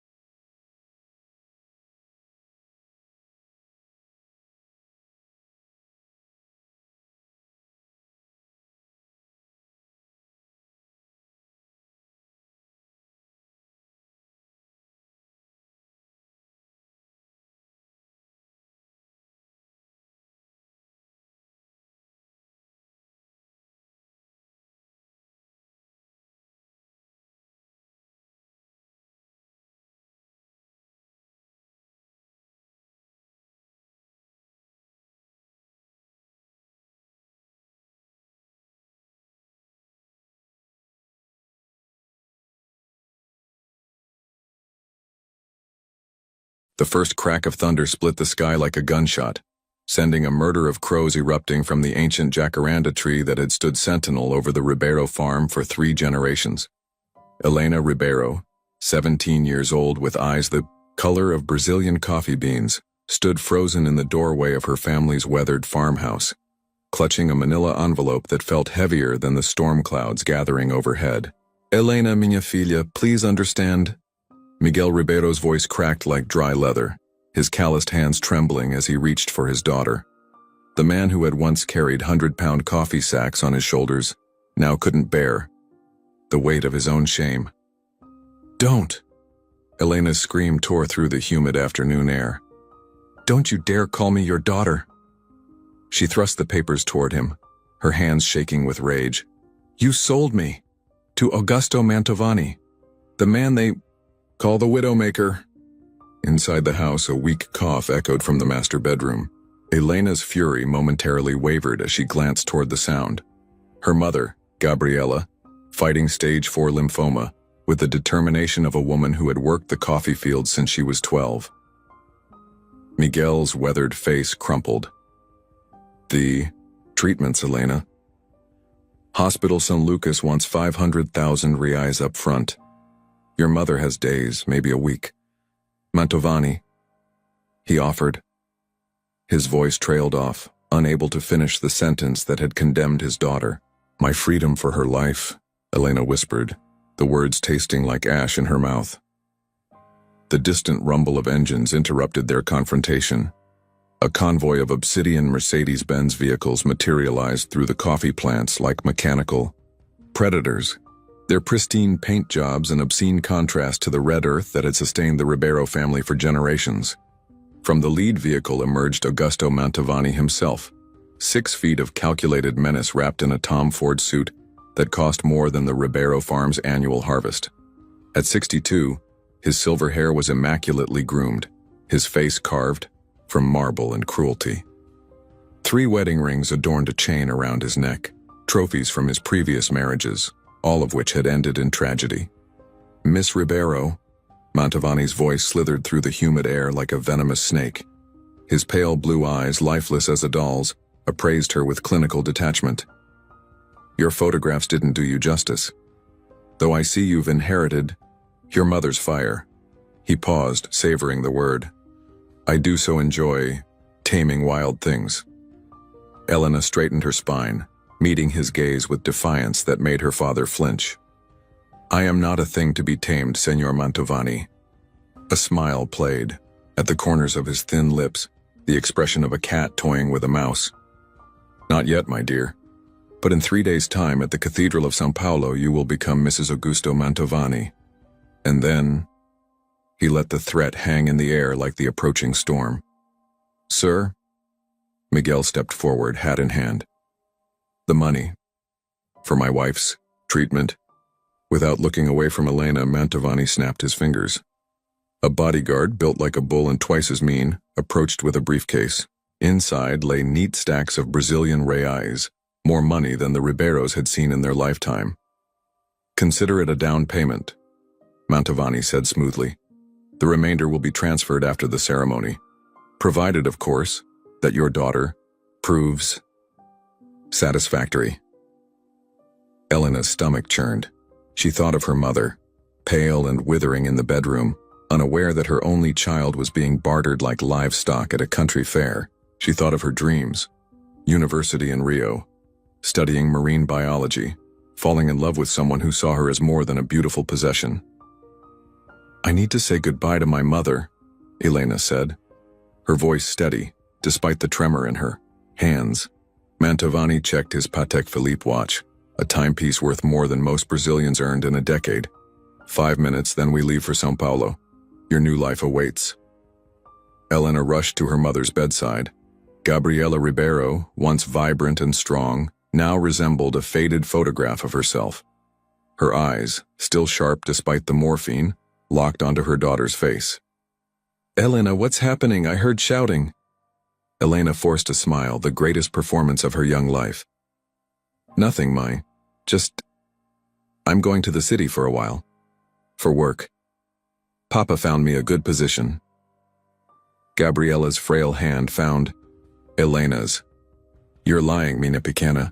A mother always knows." Tears finally broke through Elena's facade.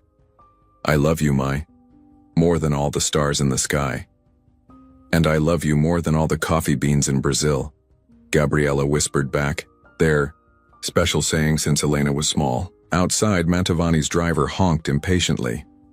Elena kissed her mother's forehead, memorizing the scent of jasmine soap and sickness, love and impending loss. As she was escorted to the waiting Mercedes, Elena caught sight of her reflection in the tinted window, a young woman in a simple white cotton dress about to enter a world of silk and shadows. The first drops of rain began to fall, mixing with her tears. Inside the car, Mantovani sat reading financial reports on his tablet, as casual as if he'd just purchased stocks rather than a human being. "Your room at the mansion is prepared," he said without looking up. "Tomorrow we'll visit Valentino for your wedding dress. Something virginal, I think. White lace, pearls. The media loves a fairy tale." Elena stared out the window as her childhood home disappeared behind curtains of rain. Her father stood in the muddy yard, the briefcase of blood money clutched to his chest, looking like a man who had just made a deal with the devil himself. The radio played softly, Maria Bethania crooning about love and loss. As the convoy wound through the mountains toward São Paulo, Elena made a silent vow. She would survive Augusto Mantovani. She would endure whatever cruelties awaited her in his gilded cage, but she would never, ever let him break her spirit. Thunder crashed overhead, and somewhere in the distance, a church bell tolled, counting down the hours to a wedding that would be anything but holy. In her pocket, Elena's fingers closed around a small object, her grandmother's rosary, passed down through generations of Ribeiro women. Each bead felt like a prayer, a hope, a rebellion against the fate that had been chosen for her. The storm intensified as they drove on, rain lashing the windows like tears from heaven itself. And in the back seat of that luxury car, speeding toward a destiny she never chose, Elena Ribeiro began to plan her survival in a world where love was currency and marriage was a death sentence. Little did she know that within Mantovani's mansion waited secrets darker than she could imagine, and that her sacrifice would unleash consequences that would shake the foundations of one of Brazil's most powerful families. As the lights of São Paulo glittered on the horizon like fallen stars, Elena whispered a promise to herself and to her dying mother. "I will not be another trophy on his chain. I will not be another ghost in his gallery of dead wives." But promises, like hearts, are fragile things in the hands of cruel men. The Mantovani mansion rose from Morumbi's hills like a monument to excess, a 30,000 square foot testament to pharmaceutical fortune built on other people's suffering. As the Mercedes approached the gates, Elena counted security cameras like a prisoner memorizing guard rotations, 16 visible, God knew how many hidden. "Welcome home, Mrs. Mantovani," the chauffeur announced prematurely, his eyes avoiding the rearview mirror. Elena's throat constricted. Mrs. Mantovani. In 2 days, that would be her name, her identity erased like chalk from a blackboard. The mansion's doors opened to reveal Dona Lucrecia, the head housekeeper, a woman whose severe black dress and silver crucifix couldn't hide the fear in her eyes. "Señorita Ribeiro," she whispered, crossing herself quickly. "Your room is prepared. 3rd floor, east wing." "The same wing where my previous wives stayed," Augusto interjected smoothly, appearing behind Elena like a shadow, "though they've all been redecorated since their departures." Elena followed Dona Lucrecia up a marble staircase that seemed designed to make visitors feel small. Family portraits lined the walls, 3 beautiful young women, each captured in bridal white, their eyes holding the same expression Elena had seen in Trapped Animals. "Natalia, Beatriz, and Isadora," Augusto narrated from behind. "My former wives. Tragic losses, all of them. Natalia drowned in our pool. She never was a strong swimmer. Beatriz fell from the balcony, always was clumsy after wine. And poor Isadora." Her heart simply stopped. The doctors called it sudden arrhythmic death syndrome. Mysterious condition. Elena's fingers tightened on the banister. Each explanation sounded rehearsed like lines from a play performed too many times. Her room was a gilded prison. Crystal chandeliers, Persian rugs, a 4-poster bed that could sleep 6. But the windows had bars disguised as decorative ironwork, and the door locked from the outside. "Dinner is at 8, Donna Lucretia murmured, unpacking Elena's meager suitcase. "The master likes punctuality. And—" She hesitated, glancing at the door. "Never refuse his wine." "Why?" Elena asked. "Because refusing makes him angry. And when he's angry—" The housekeeper's hand unconsciously touched a faded bruise on her wrist. Alone, Elena explored her cage. The bathroom held enough designer cosmetics to stock a department store. The closet contained dozens of dresses, all in her exact size. Augusto had been planning this acquisition for longer than she'd imagined. Her exploration was interrupted by a knock. A young maid entered, no more than 15, with terrified eyes. "I'm Marcia," she whispered. "I'm assigned to you. If you need anything—" "How long have you worked here?" "6 months. Since my sister—" Marcia stopped, color draining from her face. "Your sister?" "She worked here too. Before she left suddenly. Please, senorita, don't ask questions, it's safer."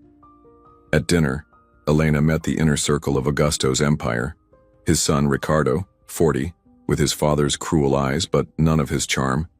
His business partner, Dr. Helio Vasconcelos, a man whose medical license had been revoked in 3 countries. And Augusto's personal lawyer, Silvana Torres, a woman who handled both corporate acquisitions and personal complications. To young love, Dr. Vasconcelos raised his glass, his smile not reaching his eyes. "May it last longer than usual." Ricardo snorted into his wine. Silvana shot him a warning look. The conversation revolved around pharmaceutical patents, offshore accounts, and congressional bribes. Elena pushed her food around her plate, each bite tasting like ash. "Not hungry, my dear?" Augusto asked. "Wedding nerves, perhaps?" "Just tired from the journey." "Then let me show you the gardens. The night-blooming jasmine is particularly lovely." The gardens were beautiful and isolated, perfect for private conversations or violence. "Your father is an interesting man," Augusto said, leading her deeper into the maze of hedges. "Did you know he once killed a man?" Elena froze. "What?" 20 years ago. A dispute over water rights. The other farmer threatened your mother. Miguel shot him. Self-defense, of course. The police never investigated. Amazing what a small bribe could accomplish back then. "You're lying." "Am I?" Ask yourself, what kind of man sells his daughter to save his wife? A desperate one, or one who's already crossed moral lines? They reached a fountain, a marble angel weeping eternal tears. In the moonlight, it looked like blood. "Here's what will happen, Elena. We'll marry Saturday. You'll smile for the cameras, share my bed, give me an heir, preferably male. And if you're very, very good, your mother will live. Cross me and—" He pulled out his phone, showing a live feed of her mother's hospital room. Amazing what money can buy, including the power to give life, or take it. Elena's knees buckled. Augusto caught her, his grip iron strong. "I own judges, police chiefs, senators. I've destroyed men more powerful than your father. But you—" His fingers traced her jawline. "You're special. So young, so pure, so breakable." A scream echoed from the mansion. Augusto checked his watch, unfazed. Ah, Ricardo's disciplining one of the staff. Theft, probably, or asking too many questions. Back in her room, Elena found Marcia waiting with a first aid kit and haunted eyes. "Let me guess, your hand slipped?" Marcia nodded, tears streaming silently. "What happened to your sister?" "She was pretty, like you," the master noticed. "Then, one day, gone. They said she ran away. But she left everything behind, even her daughter's picture. As Marcia tended to her own wounds, Elena noticed marks on the maid's arms, precise, clinical cuts. "The doctor," Marcia whispered. "He likes to experiment, says it's for science." That night, Elena stood at her barred window, looking out over São Paulo's glittering skyline. Somewhere out there, her father was spending blood money. Her mother was fighting for every breath. And she was trapped in a mansion full of monsters. Her phone, confiscated upon arrival, had been replaced with one that could only call approved numbers. The internet was restricted. Every door had cameras. Every conversation was likely recorded. But Elena had something her predecessors hadn't. She'd grown up tough, working the fields, learning to read weather patterns and human nature. She knew how to survive. Carefully, she began mapping the house in her mind. Security patterns, staff, schedules. Which employees were loyal to Augusto, which were terrified of him. Information was power, and she'd need every scrap to survive. A soft knock interrupted her planning. Donna Lucretia entered with a tea service. "Chamomile," she said. "With honey. It helps with sleep." As she poured, she slipped Elena a note. "Trust no one. The walls have ears. Your only friend here is silence." After the housekeeper left, Elena examined her room more carefully. Hidden cameras in the air vents, microphones in the light fixtures. Her prison was complete. But then she noticed something else, scratches on the bedpost. Words carved by desperate fingernails. "He watches. He waits. He kills." Below it, in different handwriting, "Find the red journal." And below that, freshest of all, "Don't drink the wine."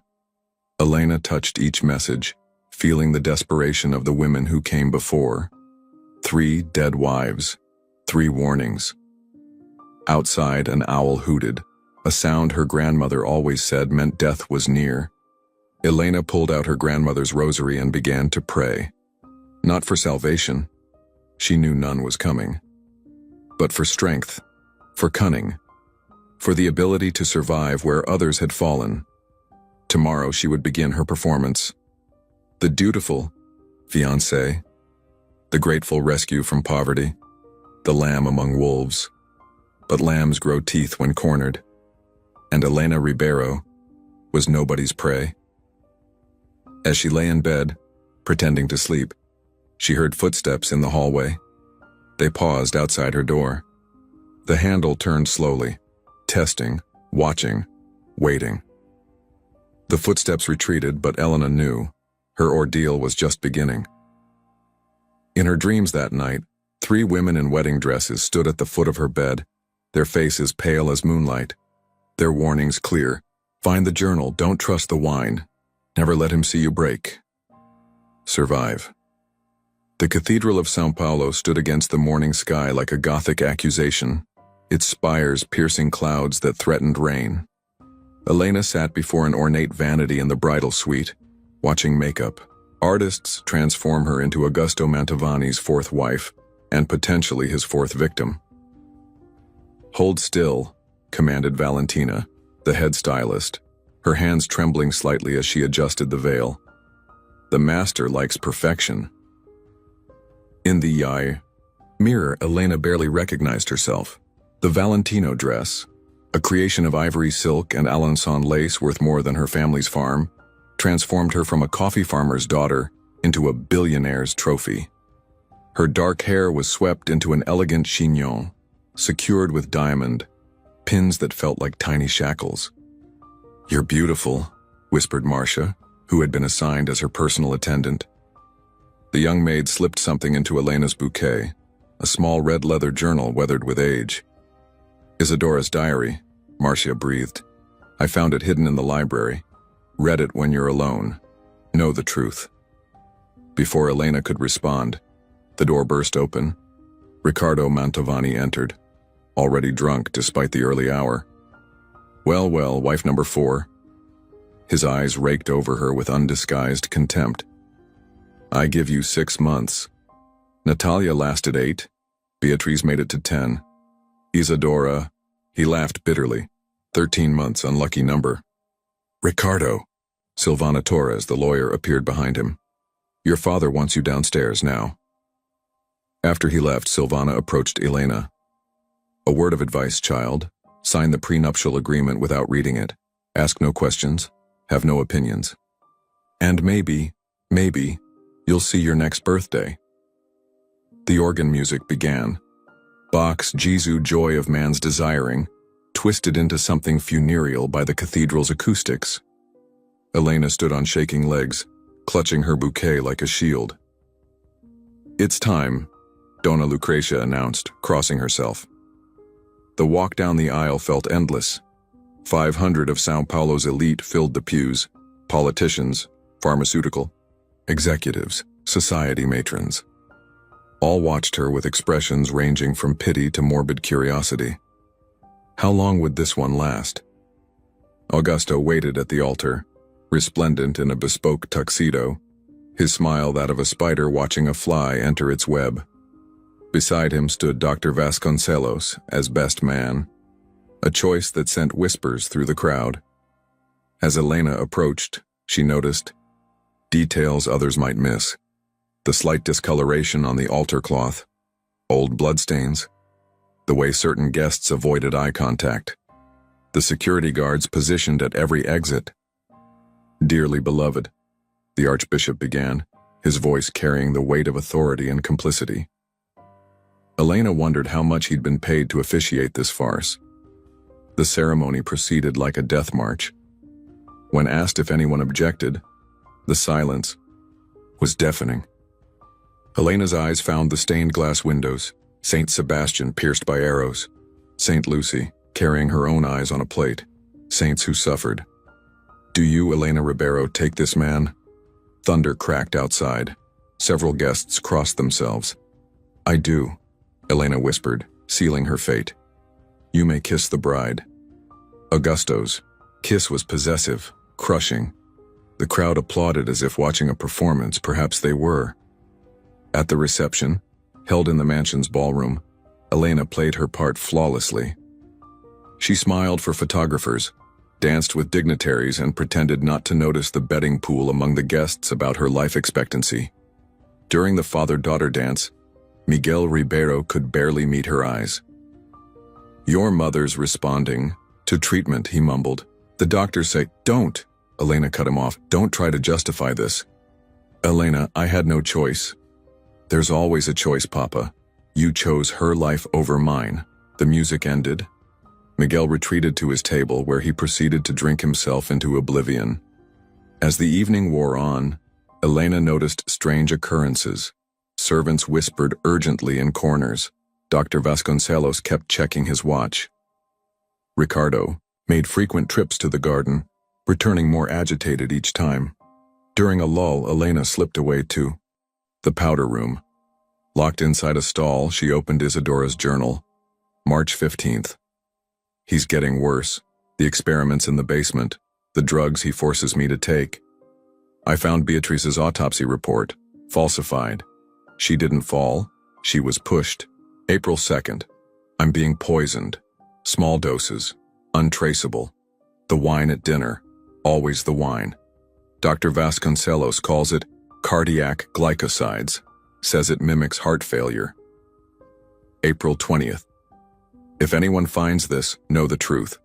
There's a room behind the library, proof of everything. The real autopsy reports, photos, his first wife, before Natalia, Maria Fernanda. She disappeared in 1995. She's still here, in the walls." Elena's hands shook. In the walls? A knock startled her. "Senora? The cake cutting?" She returned to find Augusto waiting with a champagne flute. "A toast to my beautiful bride." The wine. Always the wine. Elena pretended to sip, then accidentally spilled it on her dress. "How clumsy of me." Augusto's eyes narrowed. Indeed. As the guests departed, gifting envelopes thick with cash, blood money disguised as wedding presents, Elena steeled herself for what came next.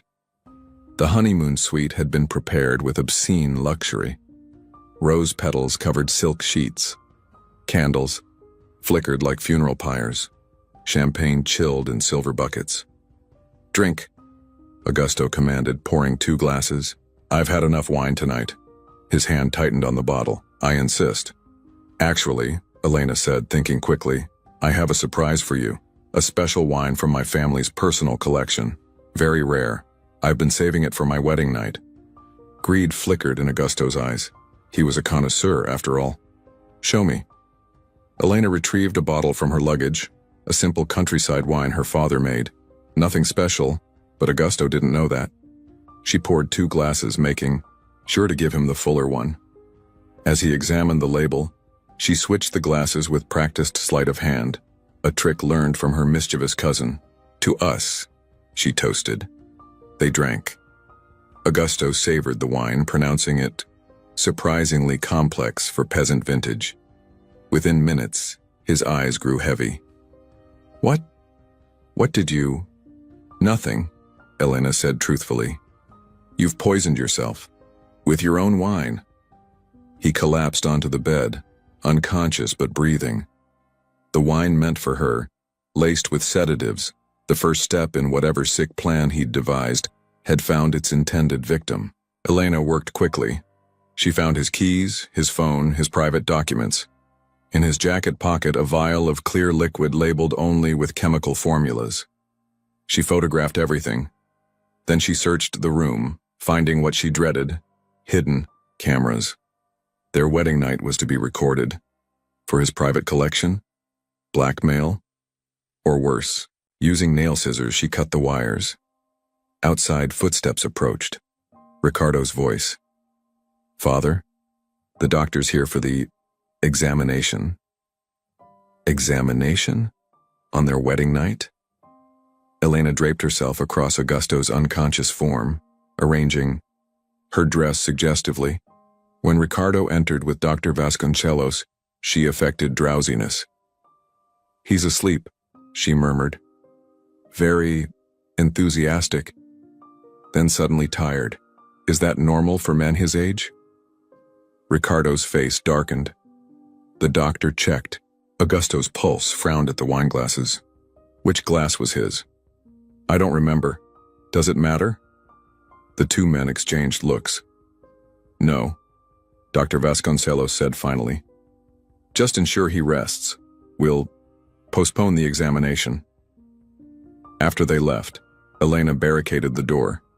She had bought herself one night. Tomorrow Augusto would wake. He would know she'd outsmarted him, and then the real game would begin. She opened Isadora's journal again, reading by moonlight. "If you're reading this, you're already dead. You just don't know it yet. But maybe you can last longer than I did. Be smarter." The gardener, Tomas, he helped sometimes. The young priest at São Benedito, Father Antonio, he knows the truth. And the walls, listen to the walls. The dead speak if you know how to hear. Elena pressed her ear against the wall. At first, nothing. Then, scratching, whispers, or just wind in the old pipes. Outside her window, the owl hooted again. 3 times. Her grandmother always said that meant. A scream shattered the night. Not from outside, from within the walls themselves. A woman's voice, crying a name. Maria Fernanda. Elena jerked away from the wall, heart racing. The first wife, the one who disappeared. In the corner of her vision, something moved. A shadow? A trick of moonlight? When she looked directly, nothing was there. But on the wall, written in what looked disturbingly like blood, were 2 words. "Help us." Elena sank to her knees, clutching the rosary. She had survived her wedding night. But in this house of horrors, where dead wives whispered from the walls and every glass of wine could be your last, survival was just the beginning. Tomorrow would bring Augusto's rage, Dr. Vasconcelos's experiments, Ricardo's drunken violence, and somewhere in this mansion, evidence that could destroy them all if she lived long enough to find it. Elena Mantovani, née Ribeiro, closed her eyes and made a new vow. She would not be victim number 4. She would be their reckoning, even if it killed her. Dawn broke blood red over São Paulo, painting the Mantovani mansion in shades of warning. Elena stood at her barricaded door, listening to Augusto's rage echo through the halls as he discovered her deception. "Find her!" His roar shook the portraits on the walls. No one makes a fool of Augusto Mantovani. Elena had spent the night following Isidora's clues. Behind a false panel in the library, she'd found it all. Autopsy reports revealing arsenic poisoning, photographs of torture sessions in the basement, financial records of bribes to officials, and most damning, a VHS tape labeled Maria Fernanda, 1995. She'd watched it once. Once was enough. The screams would haunt her forever. Now, clutching a flash drive containing digitized evidence, Elena crept through servant passages. Marcia had shown her. Her destination, Father Antonio at San Benedito Church. If she could just reach him. Elena, Augusto's voice, sickeningly sweet now, drifted up the stairs. "My darling bride, come out. We need to talk about last night's misunderstanding." She pressed herself against the wall as footsteps approached. Ricardo and 2 security guards passed inches from her hiding spot. "Check the basement," Ricardo ordered. She might have found the room. The room where Dr. Vasconcelos conducted his experiments, where wives became test subjects for untraceable poisons, where Maria Fernanda had died screaming, her body never found. Until Elena discovered the truth in Isidora's journal. She's still here, in the walls. The mansion's original blueprints revealed spaces between walls, old servant passages, long sealed, perfect for hiding bodies. A hand grabbed Elena's shoulder. She spun, ready to fight, then sagged with relief. "Tomas!" The elderly gardener, face weathered by sun and secrets, pressed a finger to his lips. "This way, quickly." He led her through a maze of passages to a service exit. Outside, his battered truck waited. "The church," Elena whispered. "I have evidence." Tomas shook his head sadly. "Father Antonio is dead. Car accident. Last night, after the wedding." Elena's knees buckled. Another murder disguised as coincidence. Then the police. "Commissioner Batista was at your wedding, Senora, shaking hands with your husband. Trapped. Every exit blocked. Every ally eliminated." "There's one person," Tomas said quietly. "A journalist. Marina Santos. She's been investigating the Mantovanis for years. Lost her sister to them. She worked here as a maid. Disappeared like the others." He handed Elena a burner phone. "Her number's programmed. But Senora..." His eyes filled with tears. "They'll kill us all for this." "They're killing us anyway," Elena replied. "Just slowly." The truck wouldn't start. Tomas tried again. Nothing.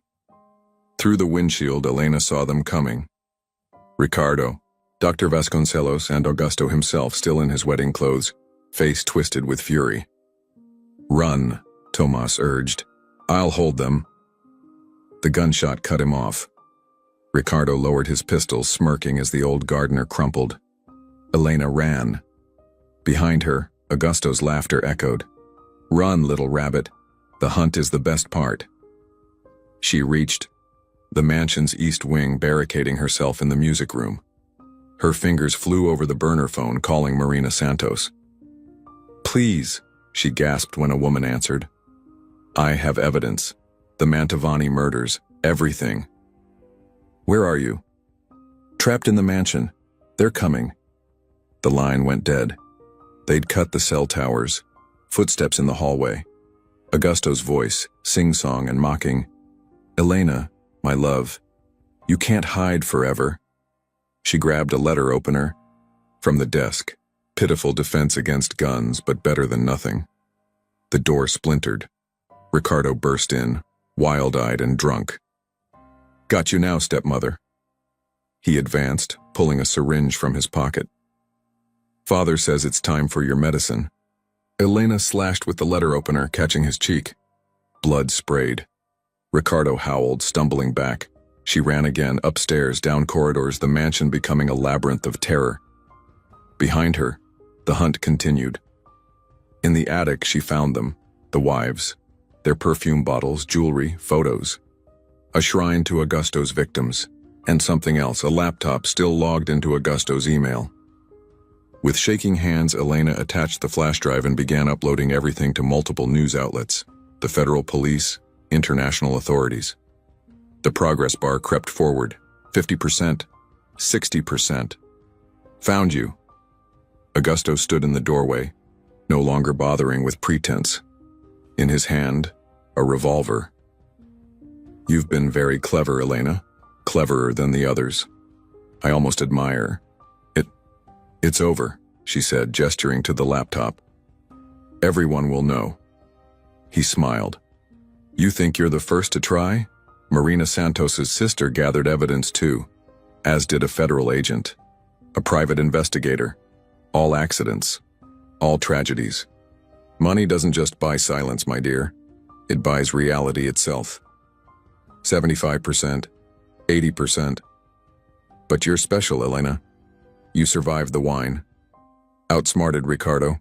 Found my secrets. So, I'll offer you a choice. He set a familiar bottle on the table. The poisoned wine. Drink it yourself, die peacefully. I'll spare your parents. Your mother gets her treatment. Your father keeps his farm. You'll be just another tragic young bride, overwhelmed by her new life. 85%, 90%. Or refuse and watch them die slowly. Your mother's treatment stops today. Your father has an accident next week. Everyone you love suffers because you had to be a hero. Elena's hand hovered over the bottle. Behind Augusto, she saw them, shadows of dead women. Natalia, Beatriz, Isadora. And deeper in the darkness, Maria Fernanda herself, her face a ruin of decay. Fight, they seemed to whisper. Make it count. 95%. You know what's funny? Elena said, uncorking the bottle. You think you're the monster in this story. She raised the wine to her lips. But monsters don't win against love.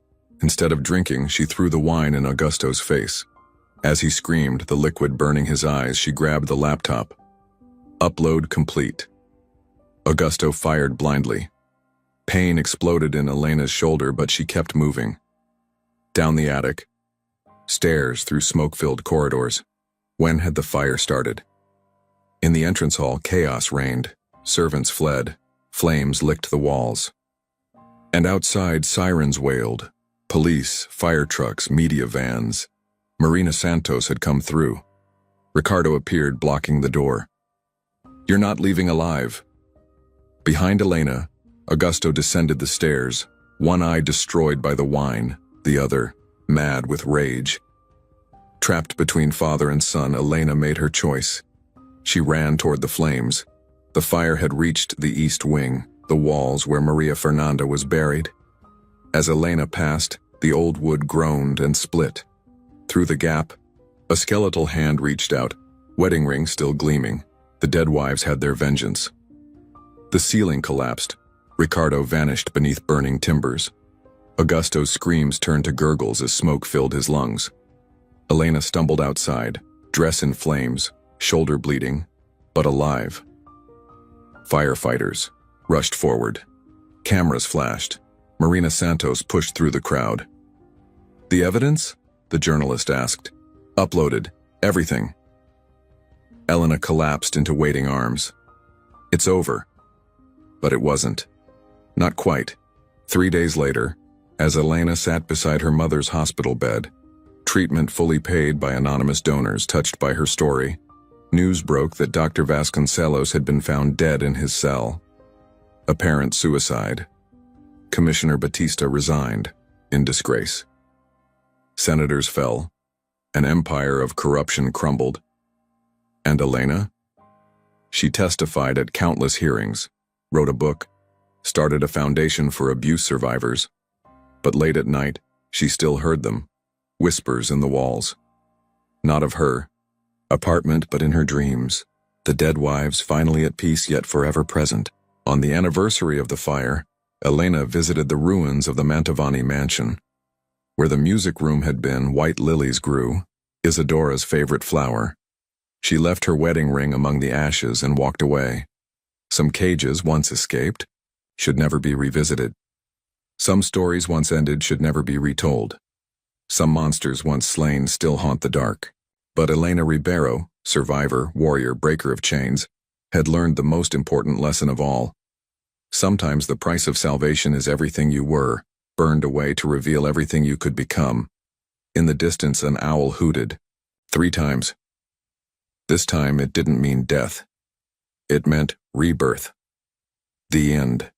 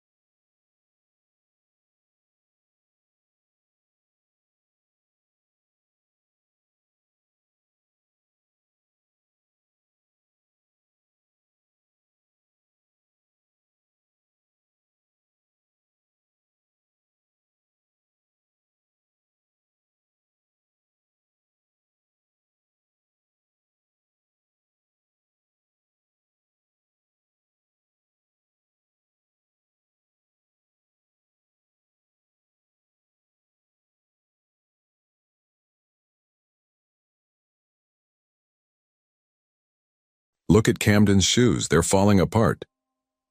10-year-old Camden Blackwood froze as laughter erupted around him. His gaze dropped to his worn-out sneakers, the duct tape he'd carefully applied that morning now peeling away to reveal a gaping hole. The pristine marble floors of Westfield Academy seemed to magnify his inadequacy as his classmates circled him like sharks sensing blood. "My father says your family is living on charity," jeered Oliver Prescott, the ringleader of the pack. "He says your scholarship is just a handout because the school feels sorry for you." Camden's ears burned hot with shame. His threadbare uniform, a hand-me-down 3 sizes too large, hung off his skinny frame, a constant reminder that he didn't belong among the children of Manhattan's elite. "Leave me alone," Camden muttered, clutching his second-hand textbooks tighter against his chest.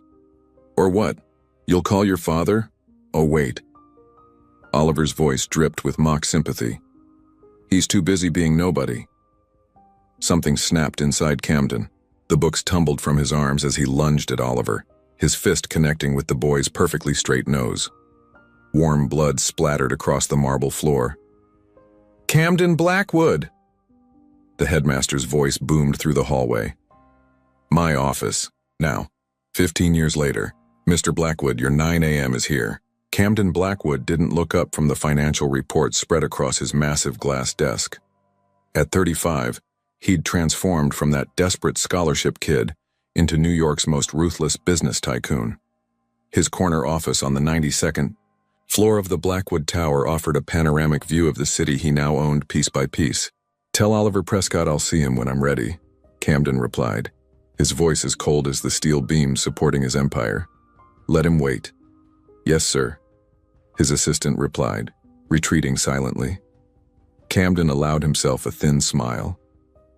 Oliver Prescott, once the golden child of Manhattan society, was now on the verge of bankruptcy, coming to beg for a job from the boy whose shoes he had once mocked. Camden had spent 15 years methodically acquiring companies, properties, and power, all building toward moments like this. His phone buzzed. Without looking, he knew it would be another executive at Blackwood Enterprises requesting an extension on an impossible deadline. Camden had earned his nickname, the Executioner, by showing no mercy, whether to competitors or his own employees. "Blackwood," he answered curtly. "Camden, listen," came the desperate voice of his CFO. "The Wellington merger team needs more time. They've been working 20-hour days for weeks." "Then they should work 22, Camden interrupted. "The Wellington acquisition closes Friday. If your team can't handle it, I'll find people who can." He ended the call without waiting for a response. Rising from his chair, Camden adjusted his bespoke Tom Ford suit, a far cry from the oversized hand-me-downs of his youth. He approached the floor-to-ceiling windows surveying the city below. Each glittering skyscraper represented another piece of his revenge against a world that had once dismissed him. The intercom buzzed again. "Sir, there's also a young woman here. She doesn't have an appointment, but she insists on seeing you. A Ms. Luna Morales?" Camden frowned. The name meant nothing to him. "Tell her to make an appointment like everyone else. Sir, she's quite persistent. She says it's personal and urgent." Camden despised disruptions to his meticulously planned schedule. "Fine, 5 minutes.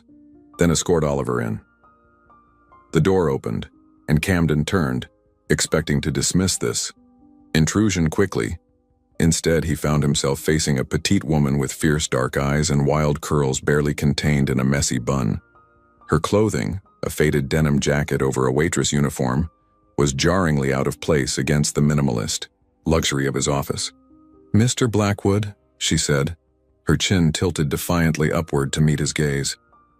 "You probably don't remember me, but 3 months ago you hosted a charity gala at the Platinum Room. I was your server." Camden's expression remained impassive. He didn't waste mental space remembering service staff. "I see," he replied flatly. "And you're here because—" Luna Morales took a deep breath, her hands unconsciously moving to rest on her stomach in a protective gesture that Camden didn't miss. "I'm here because I'm pregnant," she announced, her voice steady despite the bomb she was dropping. And you're the father. Camden Blackwood, the man New York business magazines called the Iceman, felt his carefully constructed world tilt on its axis. Pregnant? Camden's voice was barely audible. For the first time in years, he found himself genuinely stunned. That's impossible. Luna Morales raised an eyebrow. The doctor and 3 pregnancy tests disagree with you. I meant, Camden said, regaining his composure, that I always take precautions. Well, congratulations, Mr. Blackwood. You've managed to defy statistics. Luna's casual tone belied the gravity of the situation. Look, I'm not here to trap you or demand marriage. I just thought you should know. Camden circled his desk, unconsciously putting the barrier between them. How do I know it's mine? The moment the words left his mouth, he regretted them.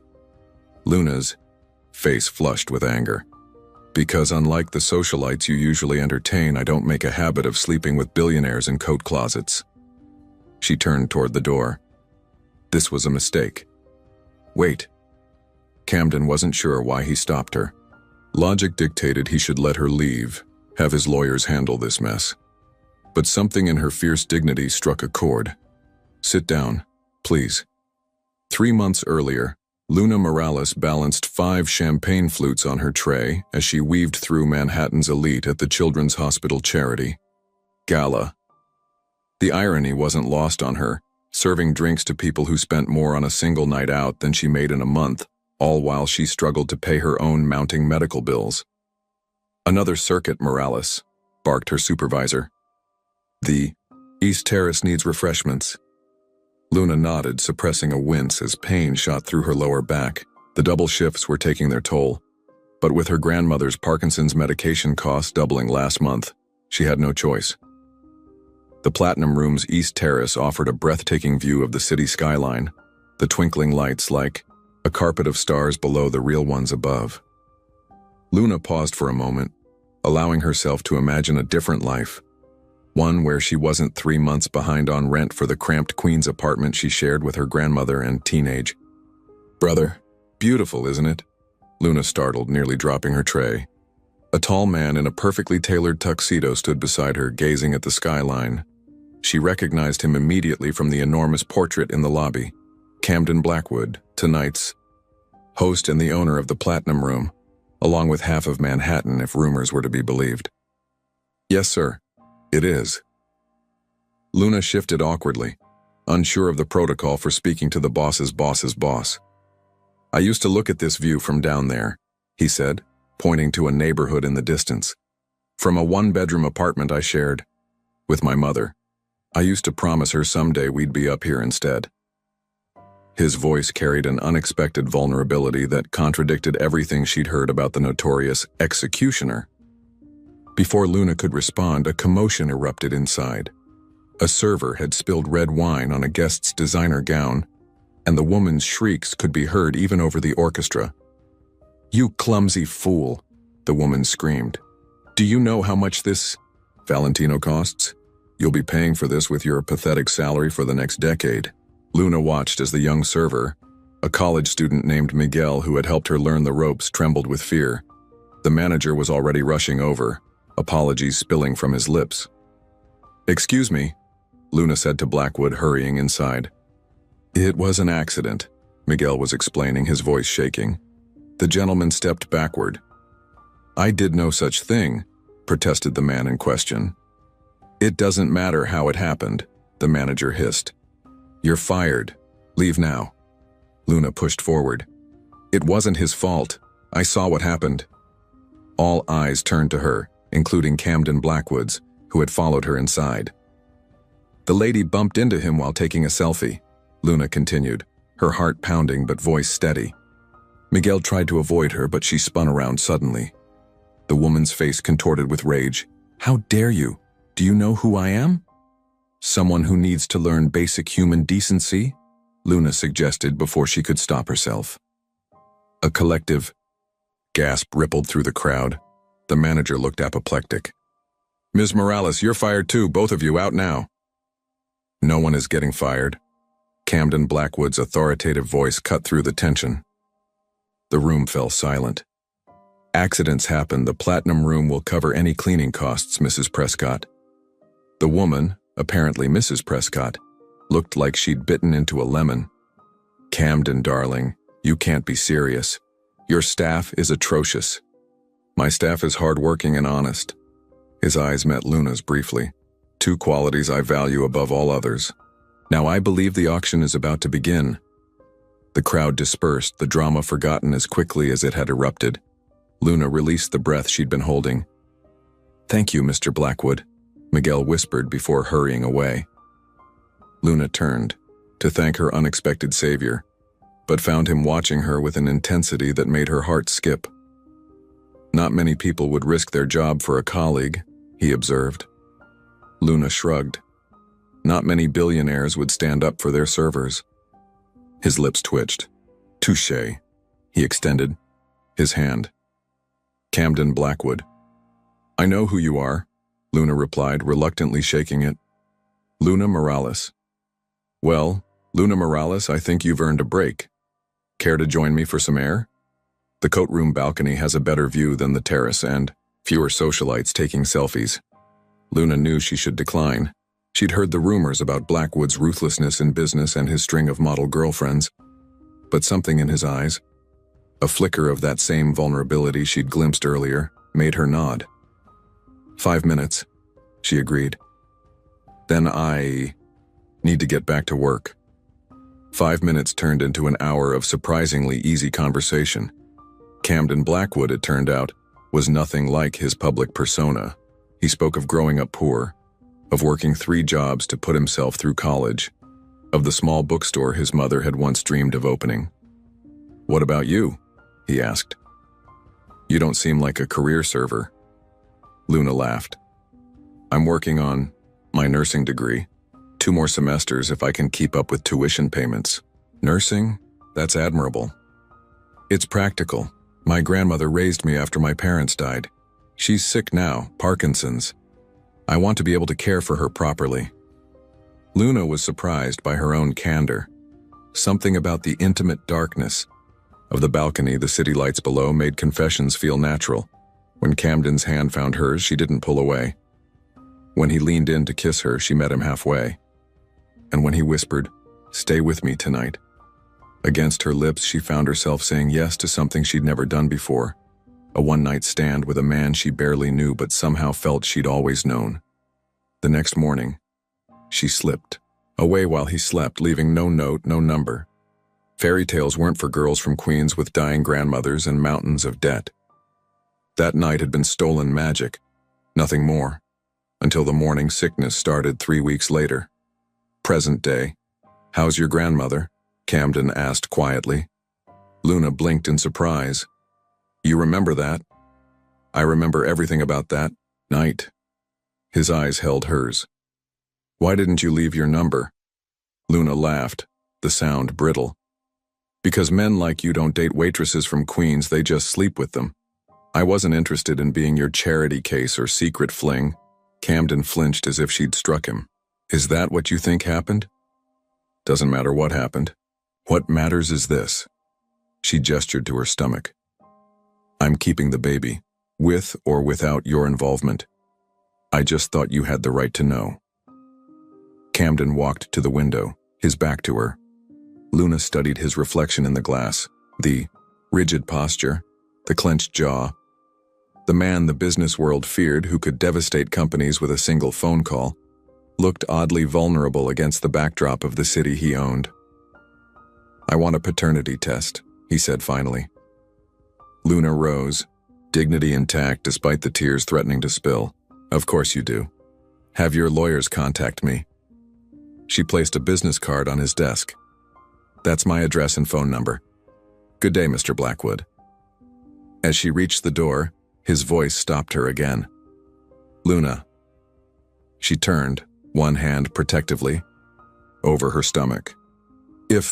When the test confirms it's mine, Camden said, his voice oddly rough, I want to be involved, fully involved. Luna's eyes widened. Of all the reactions she'd anticipated, this wasn't one of them. Why? She asked, genuinely bewildered. Camden's gaze drifted to a small framed photo on his desk, the only personal item in the sterile office. A worn photo of a woman with his eyes and smile.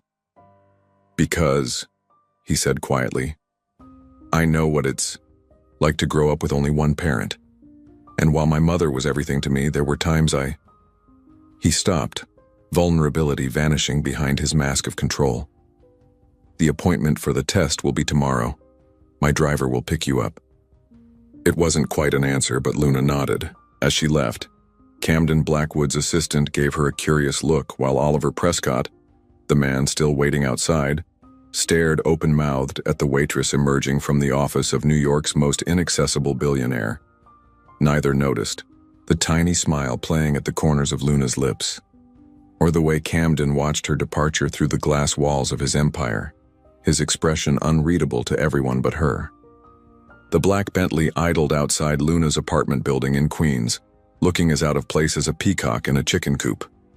Neighbors peered through curtains as Luna, wearing her best and only dress, suitable for a doctor's appointment with a billionaire, hurried down the crumbling steps. Camden's driver, a stoic man introduced only as Jones, held the door for her with a nod that revealed nothing of his thoughts about his boss's latest passenger. Luna slid into the butter-soft leather-back seat, half expecting to find Camden there. Instead, she found herself alone with a note on the opposite seat. "Meeting ran late. We'll meet you at the clinic. CB." Of course. She'd been naive to think he'd personally escort her. This was business for him, a potential liability to be verified and managed. The ride to Manhattan was surreal. Luna watched her neighborhood, with its vibrant murals, busy bodegas, and resilient spirit, fade away, replaced by the gleaming towers of wealth and privilege. Two worlds, separated by a bridge and an economic chasm wider than the East River. The clinic wasn't what she expected. No sterile hospital corridors or crowded waiting room. Instead, the Bentley stopped at a discreet brownstone on the Upper East Side with a small brass plaque reading, "Dr. Eleanor Whitman, M.D." Jones opened her door. "Mr. Blackwood is already inside." The interior was elegant but warm, more like a luxury spa than a medical facility. A receptionist greeted Luna by name without asking who she was, and led her to a private room where Camden stood gazing out the window, tension evident in his shoulders. He turned at her entrance, and Luna was struck by how different he looked, in casual clothes. Dark jeans and a simple gray sweater that probably cost more than her monthly rent, but somehow made him seem more human. "You came," he said, as if he'd half expected her to change her mind. "I said I would." Luna removed her coat. "Is this really necessary? The doctor at my clinic already confirmed." "This isn't about not believing you," Camden interrupted. "It's about doing things properly from the start." He hesitated. "Dr. Whitman is the best obstetric specialist in New York. While we're here, she'll do a complete prenatal workup. I've arranged for her to take over your care." Luna bristled. "You had no right." "Good morning." A striking woman in her 50s entered, her warm smile diffusing the tension. "I'm Dr. Whitman. You must be Ms. Morales." Over the next hour, Luna endured the most comprehensive medical examination of her life. Blood drawn, ultrasound performed, medical history taken. Through it all, Camden remained in the room, asking more questions than Luna herself and looking strangely fascinated by the grainy ultrasound image of what currently resembled a lima bean more than a baby. "Everything looks perfect," Dr. Whitman finally announced. "You're exactly 12 weeks along, Ms. Morales. The paternity results will take a few days, but—" "That won't be necessary," Camden interrupted, surprising both women. His eyes met Luna's. "I know it's mine."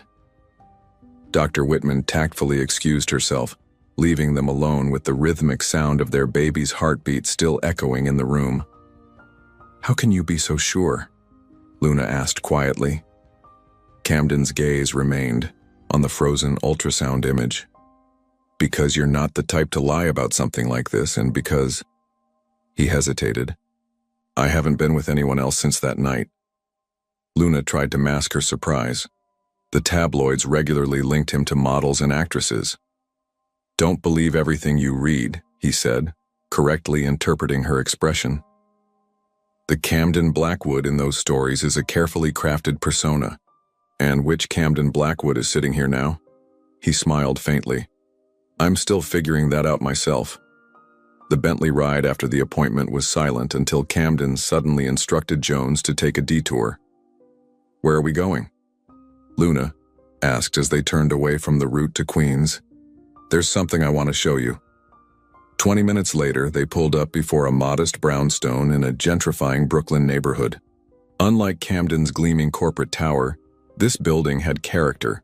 Worn stone steps, a small garden struggling to survive between concrete, windows that had witnessed a century of New York life. "What is this place?" Luna asked as Camden led her inside. The answer was immediately obvious. Bookshelves lined every wall of the renovated ground floor, with cozy reading nooks nestled between stacks. The scent of fresh coffee mingled with the distinctive aroma of new and old books. "Blackwood books," Camden said, watching her reaction carefully.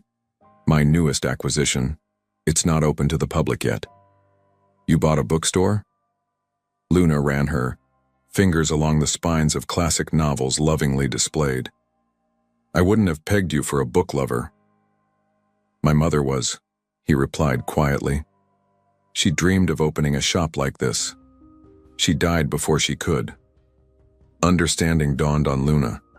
The photo on his desk. The wistful way he'd spoken of his mother that night at the gala. "It's beautiful," she said sincerely. "She would have loved it." Something in Camden's expression softened. "There's an apartment upstairs, newly renovated, 3 bedrooms, modern kitchen, private rooftop garden." He paused. "I want you to live there." Luna blinked. "Excuse me?" "The bookstore opens next month. It needs a manager." He held up a hand as she began to protest. "Someone passionate about books. Good with people. The job comes with the apartment. Full benefits including complete medical coverage that would include your grandmother." "You investigated me," Luna accused, torn between outrage and incredulity. "Of course I did," Camden replied unapologetically. "You're carrying my child. And this is... what? Your way of controlling the situation? Keeping your pregnant waitress mistress hidden away in your quaint little bookstore project?" Camden's jaw tightened. "This is me offering you a good job and safe housing for our child. Your current apartment has black mold, Luna. Your neighborhood reported 14 violent crimes last month alone. You work double shifts on your feet all day, which Dr. Whitman specifically advised against. How dare you? And your grandmother's medication," he continued relentlessly, "costs $4,300 a month. Your insurance covers less than half. You've been paying the difference with credit cards that are now maxed out, which is why you've been skipping your own medication." Luna's face drained of color. "Have you been spying on me?" "I've been learning about the mother of my child," Camden corrected. "You're drowning, Luna. Let me help you." "In exchange for what?" she demanded. "What's the catch?" Camden ran a hand through his hair, a gesture that humanized him beyond any designer jeans could. "No catch. You get financial security and a safe home. I get to be involved in my child's life. The apartment has a separate entrance. Your life would be your own. Except I'd be living in your property, working in your business. Think of it as co-parenting with benefits," he suggested, a flicker of humor lightening his intensity. Despite herself, Luna laughed. "Has anyone ever told you that you're disturbingly controlling?" "Daily," he admitted, his lips quirking upward, usually followed by far less polite adjectives. Luna wandered through the bookstore, her mind racing. The practical part of her, the part that had struggled to keep her small family afloat since she was 18, recognized the lifeline being offered. Not just for her, but for her grandmother and the baby. "My brother," she said finally. "He's 17. He comes with us." "The apartment has 3 bedrooms," Camden reminded her. "I assumed as much." And I finish my nursing degree, no negotiation on that. I wouldn't dream of it. Camden approached her, stopping a respectful distance away. Is that a yes? Luna studied him, the man the business world feared, offering her a bookstore because of a childhood dream his mother never realized. There were layers to Camden Blackwood that the world never saw, layers she'd glimpsed that night at the gala. I'll think about it, she answered carefully. Camden nodded, accepting this non-answer with surprising grace. The offer has no expiration date. As they left the bookstore, Camden's phone rang. His expression darkened as he checked the screen. Blackwood, he answered, his voice instantly transforming into the cold tone she remembered from his office. The Wellington. Deal was supposed to close today, Harrison. A pause. Unacceptable. If their lawyers can't meet the deadline, replace them. Luna watched the transformation with fascination. This was the Camden Blackwood the world knew, the ruthless executioner who showed no mercy. When he hung up, his expression was troubled. Is everything okay? She asked. Camden hesitated. The Wellington acquisition is complicated. The company is failing, but it employs over 2,000 people. If I dismantle it for assets, those jobs are gone. And if you don't? My investors expect a 20% return. Keeping Wellington operational would cut that in half. Luna studied him. What would you do if money wasn't the point? Camden looked genuinely startled by the question, as if no one had ever asked him such a thing before. Their conversation was interrupted by the vibration of Luna's phone. Her face fell as she read the message. What's wrong? Camden asked, instantly alert. My grandmother's caregiver quit. My brother can't miss any more school or he'll fail the semester. Luna's hands trembled slightly. I need to get home. Jones will take you, Camden said immediately. Then more hesitantly, would you like me to come? I could help figure something out.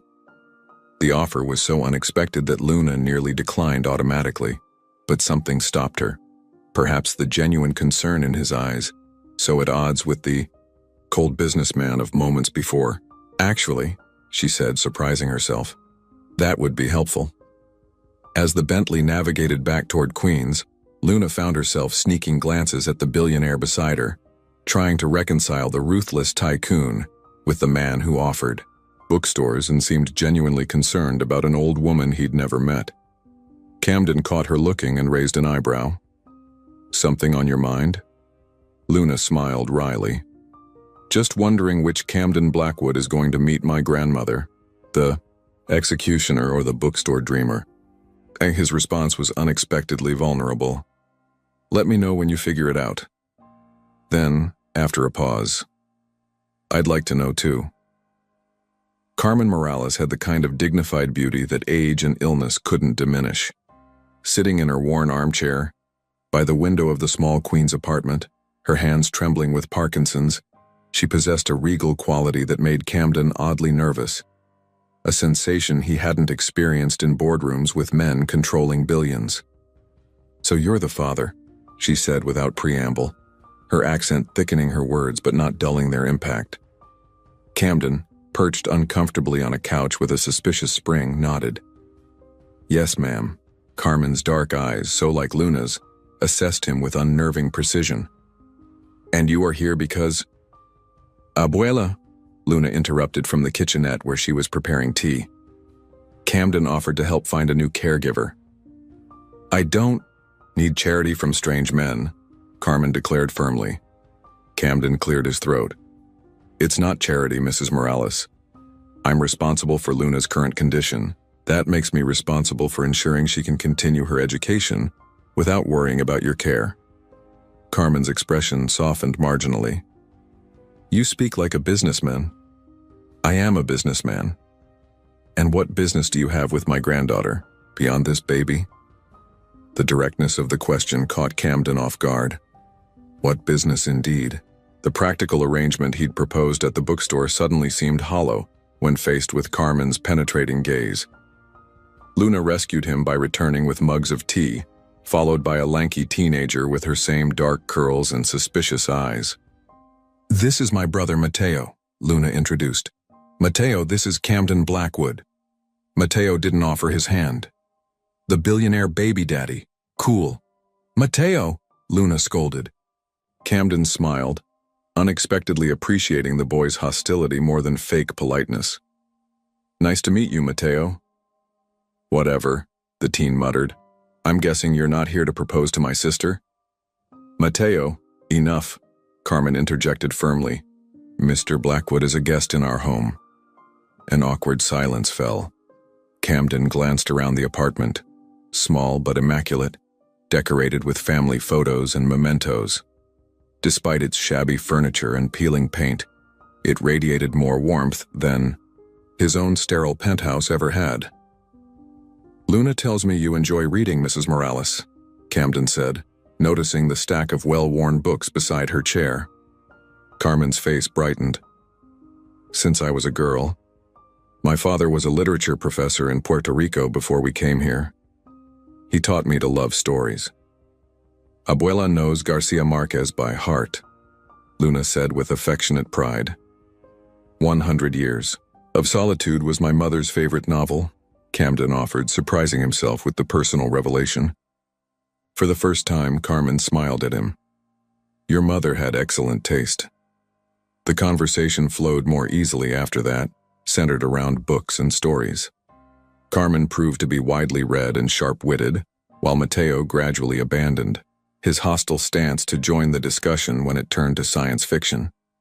Camden found himself relaxing, sharing stories of his mother's book collection that he rarely spoke about. The peaceful moment was interrupted by Camden's phone vibrating insistently. He checked it with a frown. "I need to take this," he apologized, stepping into the hallway. "Harrison, what now?" His CFO sounded frantic. "The Wellington deal is falling apart. Their CEO is threatening to sell to Prescott Ventures instead." "Prescott?" Camden's voice hardened. "Oliver doesn't have the capital. Apparently he's found investors. They're meeting in an hour at Le Bernardin to finalize."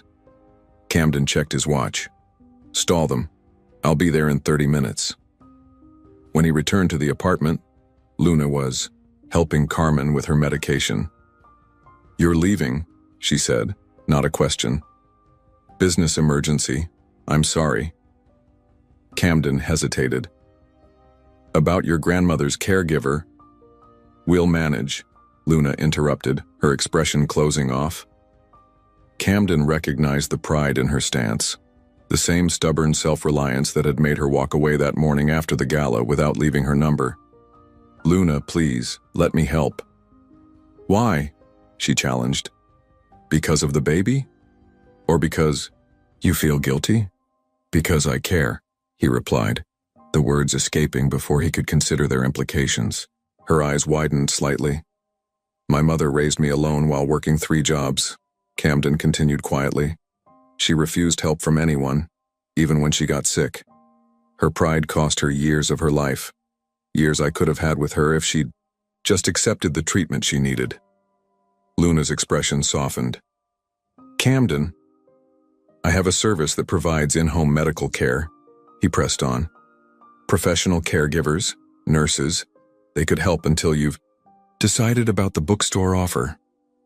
From her armchair, Carmen observed their exchange with shrewd eyes. "Luna, show Mr. Blackwood out. He has important business to attend to." Camden approached the older woman, bowing slightly in a gesture of respect. "It was a pleasure meeting you, Mrs. Morales." "You'll come for dinner next week," she replied, somewhere between request and command. "Sunday, 7 o'clock. We'll discuss this caregiving arrangement then." Camden smiled. "I'd be honored." In the hallway outside, Luna leaned against the wall studying him. "You handled that well. Abuela doesn't usually warm to strangers so quickly." "She's remarkable," Camden said sincerely. "I see where you get your strength." Luna's cheeks colored slightly. "About the caregiving service?" "Just a phone call," Camden assured her. "No strings attached." Their eyes met, the tension of attraction still palpable between them despite the complications of their situation. "You should go," Luna said softly. "Your business emergency awaits." Camden hesitated, suddenly reluctant to return to the world of mergers and acquisitions when the warm little apartment with its threadbare furniture and strong coffee beckoned. "The Wellington deal," he explained. 2,000 jobs at stake." "And what will the executioner do with those jobs?" Luna asked, not unkindly. Camden's phone vibrated again. "I need to go." "Camden," Luna called as he started toward the elevator. When he turned, she offered a small smile. "Sunday, 7 o'clock. Don't be late." It felt strangely like a lifeline. Le Bernardine hummed with the quiet luxury that only old money could afford. Camden strode through the restaurant, nodding at familiar faces while his mind remained in a queen's apartment with peeling wallpaper. In a private dining room, Oliver Prescott sat across from Howard Wellington, the silver-haired CEO of Wellington Industries, and a trio of serious men in identical navy suits. "Camden," Oliver's false joviality didn't mask his disappointment at the interruption. "We were just discussing the future of Wellington Industries." "Were you?" Camden took the empty seat at the head of the table. "Howard, I thought we had an agreement." Wellington looked uncomfortable. "Your terms were difficult, Camden. Prescott Ventures is offering to maintain our operations." "At a loss?" Camden raised an eyebrow. How philanthropic of Oliver. Oliver's smile tightened. "Unlike you, Blackwood, some of us consider more than just the bottom line." The irony of Oliver Prescott, who had tormented him mercilessly for being poor, posing as a champion of working people, wasn't lost on Camden. Neither was the calculation behind it. Oliver wanted Wellington Industries for its valuable patents, not its workforce. The preservation of jobs was a temporary ploy to secure the deal. Camden studied Oliver, seeing not the successful businessman but the spoiled boy who had mocked his shoes. For 15 years, Camden had built his empire with revenge as the foundation, buying companies from beneath former classmates, destroying the businesses of those who had once looked down on him. Oliver Prescott represented the final conquest in that crusade. But as Camden prepared to deliver the crushing counteroffer that would secure Wellington Industries and devastate Oliver financially, Luna's question echoed in his mind. What would you do if money wasn't the point? Camden thought of Carmen Morales, dignified despite her illness, of Mateo, protective of his sister despite his youth, of Luna, working double shifts while pursuing her degree, never complaining about the unfairness of her struggles. And for the first time in his ruthless ascent to power, Camden Blackwood questioned what he was truly fighting for. "Gentlemen," he said finally, "I'd like to propose an alternative." For the next hour, Camden outlined a restructuring plan that would preserve Wellington Industries as an operational subsidiary of Blackwood Enterprises, maintaining all current employment while gradually transitioning to sustainable profitability.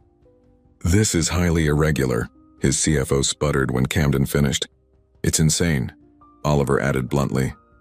"You'll take a 30% hit on projected returns." 32%, Camden corrected calmly. "But Wellington's sustainable energy patents align with my company's 5-year diversification strategy." Howard Wellington's eyes shone with undisguised relief. "You'd keep the company intact? No layoffs?" "No layoffs," Camden confirmed. "In fact, I'd like to expand the research division." As the meeting adjourned with handshakes and sighs of relief, Oliver cornered Camden by the coat check. "What game are you playing, Blackwood? This isn't like you." Camden adjusted his scarf. "Perhaps you don't know me as well as you think, Oliver." "This is about that waitress, isn't it?" Oliver sneered. "The one who came to your office. Word gets around, you know. Camden Blackwood's little queen's conquest." Camden's hand shot out, gripping Oliver's silk tie with sudden, dangerous intensity. "Careful," he warned, voice soft but lethal. Oliver paled. "Hit a nerve, did I?" Camden released him, straightening his tie with deliberate precision. "You know, Oliver, I've spent 15 years building an empire with one purpose, proving that the poor scholarship kid with taped-up shoes could own you and everyone like you." He smiled coldly. And I've succeeded. So thoroughly that I no longer need to care what you think. Oliver's eyes widened at the reference to their childhood encounter. You remember that? I remember everything, Camden replied. Every taunt, every humiliation. I built Blackwood Enterprises on the foundation of those memories. That's disturbing, Oliver managed. Camden laughed, genuinely amused for the first time in their encounter. Perhaps, but I'm beginning to think there might be better foundations for the next phase of my life. As he walked away, Camden felt oddly lighter, as if setting down a burden he'd carried since childhood. His phone chimed with a text message from Luna. Abuela insists you bring dessert on Sunday, something chocolate. Peace. The caregiving service called. Thank you. Camden smiled, sliding into the back seat of his waiting Bentley. Jones, we need to make a stop at that chocolatier on Madison. Very good, sir, his driver replied, catching Camden's unusually relaxed expression in the rearview mirror. May I ask the occasion? Camden gazed out at the city, thinking of the strange new path unfolding before him. Family dinner? He said, testing how the words felt on his tongue. They felt surprisingly right. 3 months had transformed Camden Blackwood's life in ways no business acquisition ever had. Sunday family dinners at the Morales apartment had become the highlight of his week. He'd learned to play dominoes with Carmen, who showed no mercy despite her trembling hands. He'd introduced Mateo to coding, discovering the boy's natural aptitude for technology, and he'd fallen more deeply for Luna with each passing day, though neither had put words to the feelings growing between them. Today, Camden paced the rooftop garden of the brownstone bookstore, making last-minute adjustments to the small table set for two, with the Manhattan skyline glittering beyond. After weeks of Carmen's not-so-subtle matchmaking and Mateo's eye-rolling commentary on their obvious attraction, Camden had finally asked Luna to dinner, just the two of them. You're nervous, observed Jones, who had arrived with the catered meal from Luna's favorite restaurant. Camden straightened silverware that was already perfectly aligned. That's ridiculous. I negotiate billion-dollar deals without breaking a sweat. Yes, sir, Jones replied, his usually stoic expression softening with something like amusement. The flowers are excessive.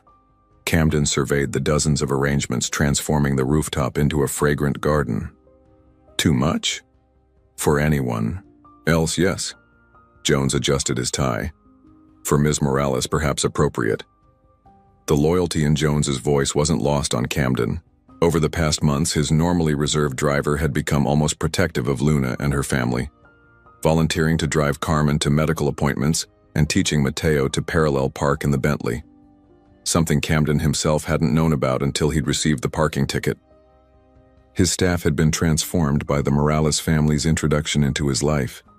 His cold, efficient household had somehow warmed, as if Luna had brought sunshine into rooms that had never known natural light. The bookstore below was now open, managed by Luna 3 days a week while she continued her nursing studies.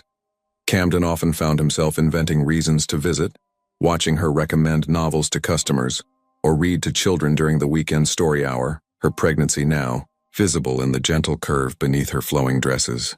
Luna had agreed to the apartment above the store only after establishing strict boundaries. She paid rent, an amount Camden considered symbolic, but she insisted was fair market value. She maintained her independence, and the arrangement was temporary until she finished her degree. They were co-parents preparing for a child, she maintained. Nothing more. But something had shifted in recent weeks. Lingering glances, conversations that stretched late into the night, the electricity of accidental touches. Camden found himself sharing thoughts he'd never vocalized, while Luna gradually revealed the dreams she'd set aside to care for her family. The sound of the rooftop door opening pulled Camden from his thoughts. Luna appeared, wearing a simple, blue dress that made her eyes seem even darker. At 5 months pregnant, she glowed with a vitality that took his breath away. "This is... wow," she said, taking in the transformed space. Camden pulled out her chair. "Too much?" Luna laughed. Definitely, but somehow perfect. As they ate, conversation flowed easily between them. Discussions of the bookstore's success, Luna's nursing program, Carmen's improving health under the care of the medical team Camden had arranged. They carefully avoided the topic of what happened after the baby arrived, maintaining the fiction that their arrangement was purely practical. The Wellington restructuring is going well, Camden offered as they finished dessert. The renewable energy division is already showing promise. Luna studied him over her sparkling water. You never told me why you changed your mind about that deal. Camden hesitated. How could he explain that a simple question from her had unraveled 15 years of single-minded ambition? That meeting her family had made him question what true success looked like. I realized I was building an empire for the wrong reasons, he said finally. Revenge is a hollow foundation. And what are the right reasons? I'm still figuring that out. His eyes met hers.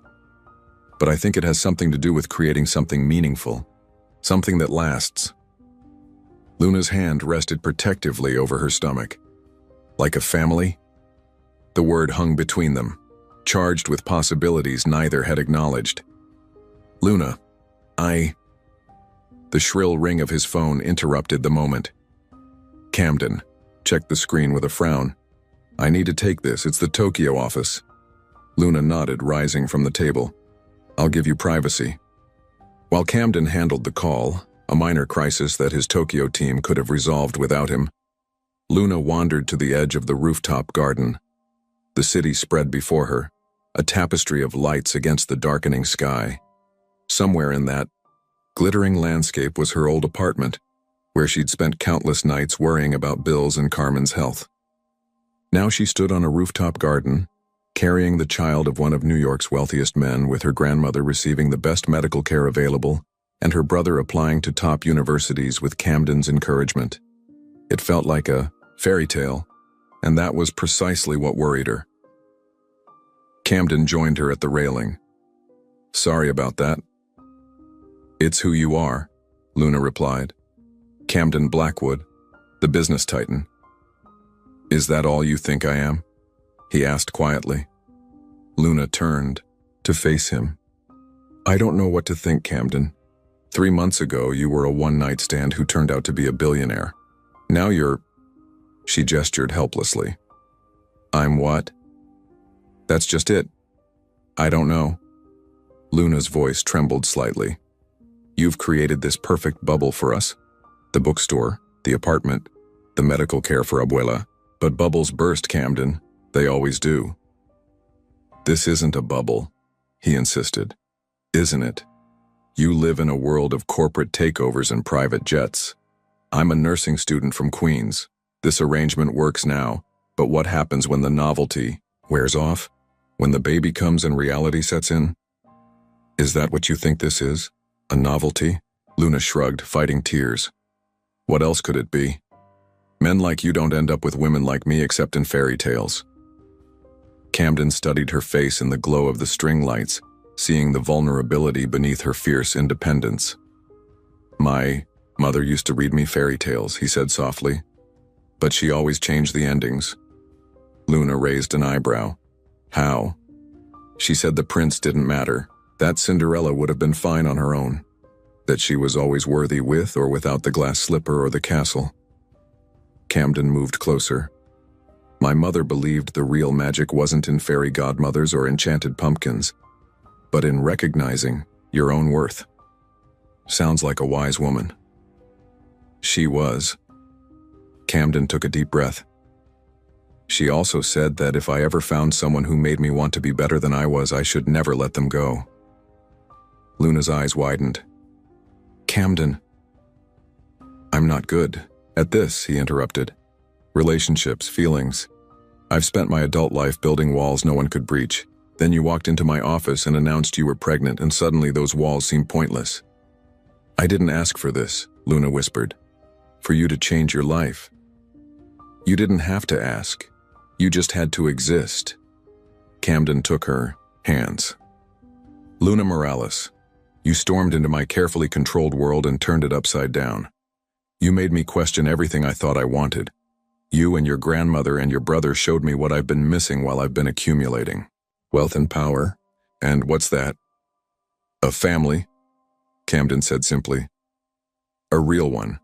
Not built on obligation or practicality, but on... On what? Luna prompted, her heart pounding. On love, he finished, the word foreign, yet right on his tongue. I'm in love with you, Luna. Not because of the baby, although I already love our child too. I'm in love with the woman who stood up for a co-worker at the risk of her own job, who works double shifts to support her family, who refuses to accept charity but offers kindness freely to everyone she meets. Luna blinked rapidly, tears spilling onto her cheeks. You can't just say things like that. Why not? Because I might believe you, she exclaimed. And then what happens when you realize that caring for a baby means sleepless nights and messy diaper changes? When you get tired of explaining to your society friends why you're with someone who was once your server? Camden smiled. You think so little of me?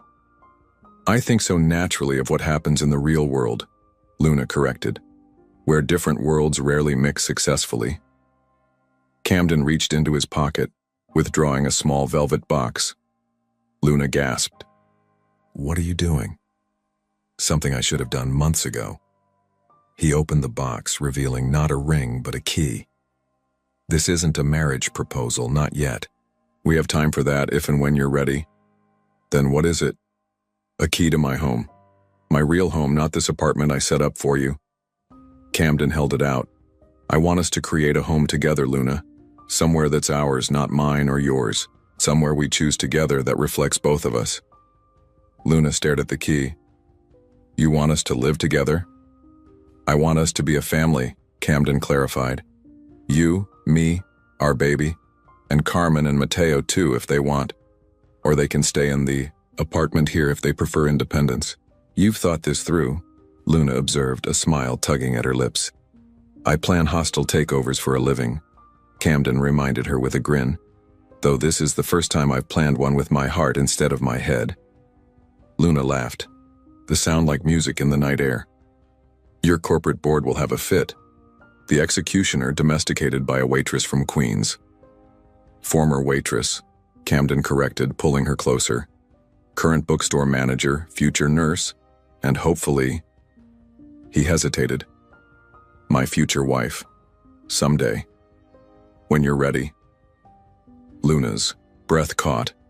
Is that part of your corporate strategy too? No, Camden murmured, his lips inches from hers. That's purely selfish. I love you, Luna Morales. You've taught me what actually matters in this world, and it isn't stock options or corporate mergers. What matters then? She whispered. This, he replied, kissing her with all the tenderness she'd awakened in him. Us. Family. Love. When they finally parted, Luna studied him with glistening eyes. You know, for a ruthless billionaire, you can be surprisingly romantic. Only with you. Camden placed a gentle hand on her rounded stomach. And maybe with this little one. As if in response, the baby kicked against his palm. Luna laughed at his expression of wonder. I think that's a yes, she said softly, taking the key from the box. To the home, to the family, to us. And the someday proposal? Camden asked, heart racing with an emotion no business victory had ever evoked. Luna smiled, winding her arms around his neck. Ask me again in a year, Mr. Blackwood. When we've weathered midnight feedings and diaper explosions. When you've seen me at my worst and I've seen you at yours. If you still want to marry a headstrong woman from Queens, then I will, he promised, sealing the vow with another kiss. Every day of our lives I will. 1 year later, the grand opening of the Carmen Morales Memorial Hospital wing drew crowds of reporters and benefactors. Camden stood at the podium, unusually nervous as he prepared to address the gathered press. The Blackwood Foundation's largest project to date is dedicated to providing accessible healthcare to underserved communities, he began. Named in honor of Carmen Morales, whose strength in the face of illness inspired its creation. In the Idora front row, Luna sat with their 6-month-old daughter, Elisa Carmen Blackwood, who babbled happily in her mother's arms. Beside them, Mateo, now a freshman at Columbia, recorded the speech on his phone. Carmen hadn't lived to see her great-granddaughter's birth, but her spirit infused the family Camden had once never dared to dream of having. 3 years ago, Camden continued, I measured success by acquisitions and profit margins. Today, I measure it differently. His eyes found Luna's. Today, success is about the lives we touch, the communities we serve, and the love we share.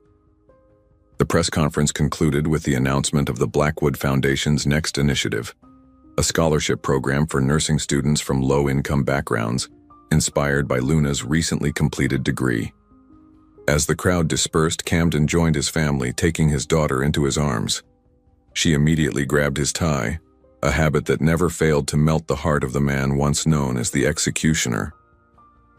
Ready for our next adventure, Mrs. Blackwood? He asked, pressing a kiss to Luna's forehead. The simple gold band on her finger caught the light as she smiled up at him. Always, Mr. Blackwood. Behind them, the hospital wing's entrance featured a plaque with Carmen's favorite quote from Garcia Marquez. It's enough for me to be sure that you and I exist at this moment. And for the family that had found each other against all odds, the billionaire with a painful past and the waitress who had healed his heart, existing together in this moment, and all the moments to come, was more than enough. It was everything.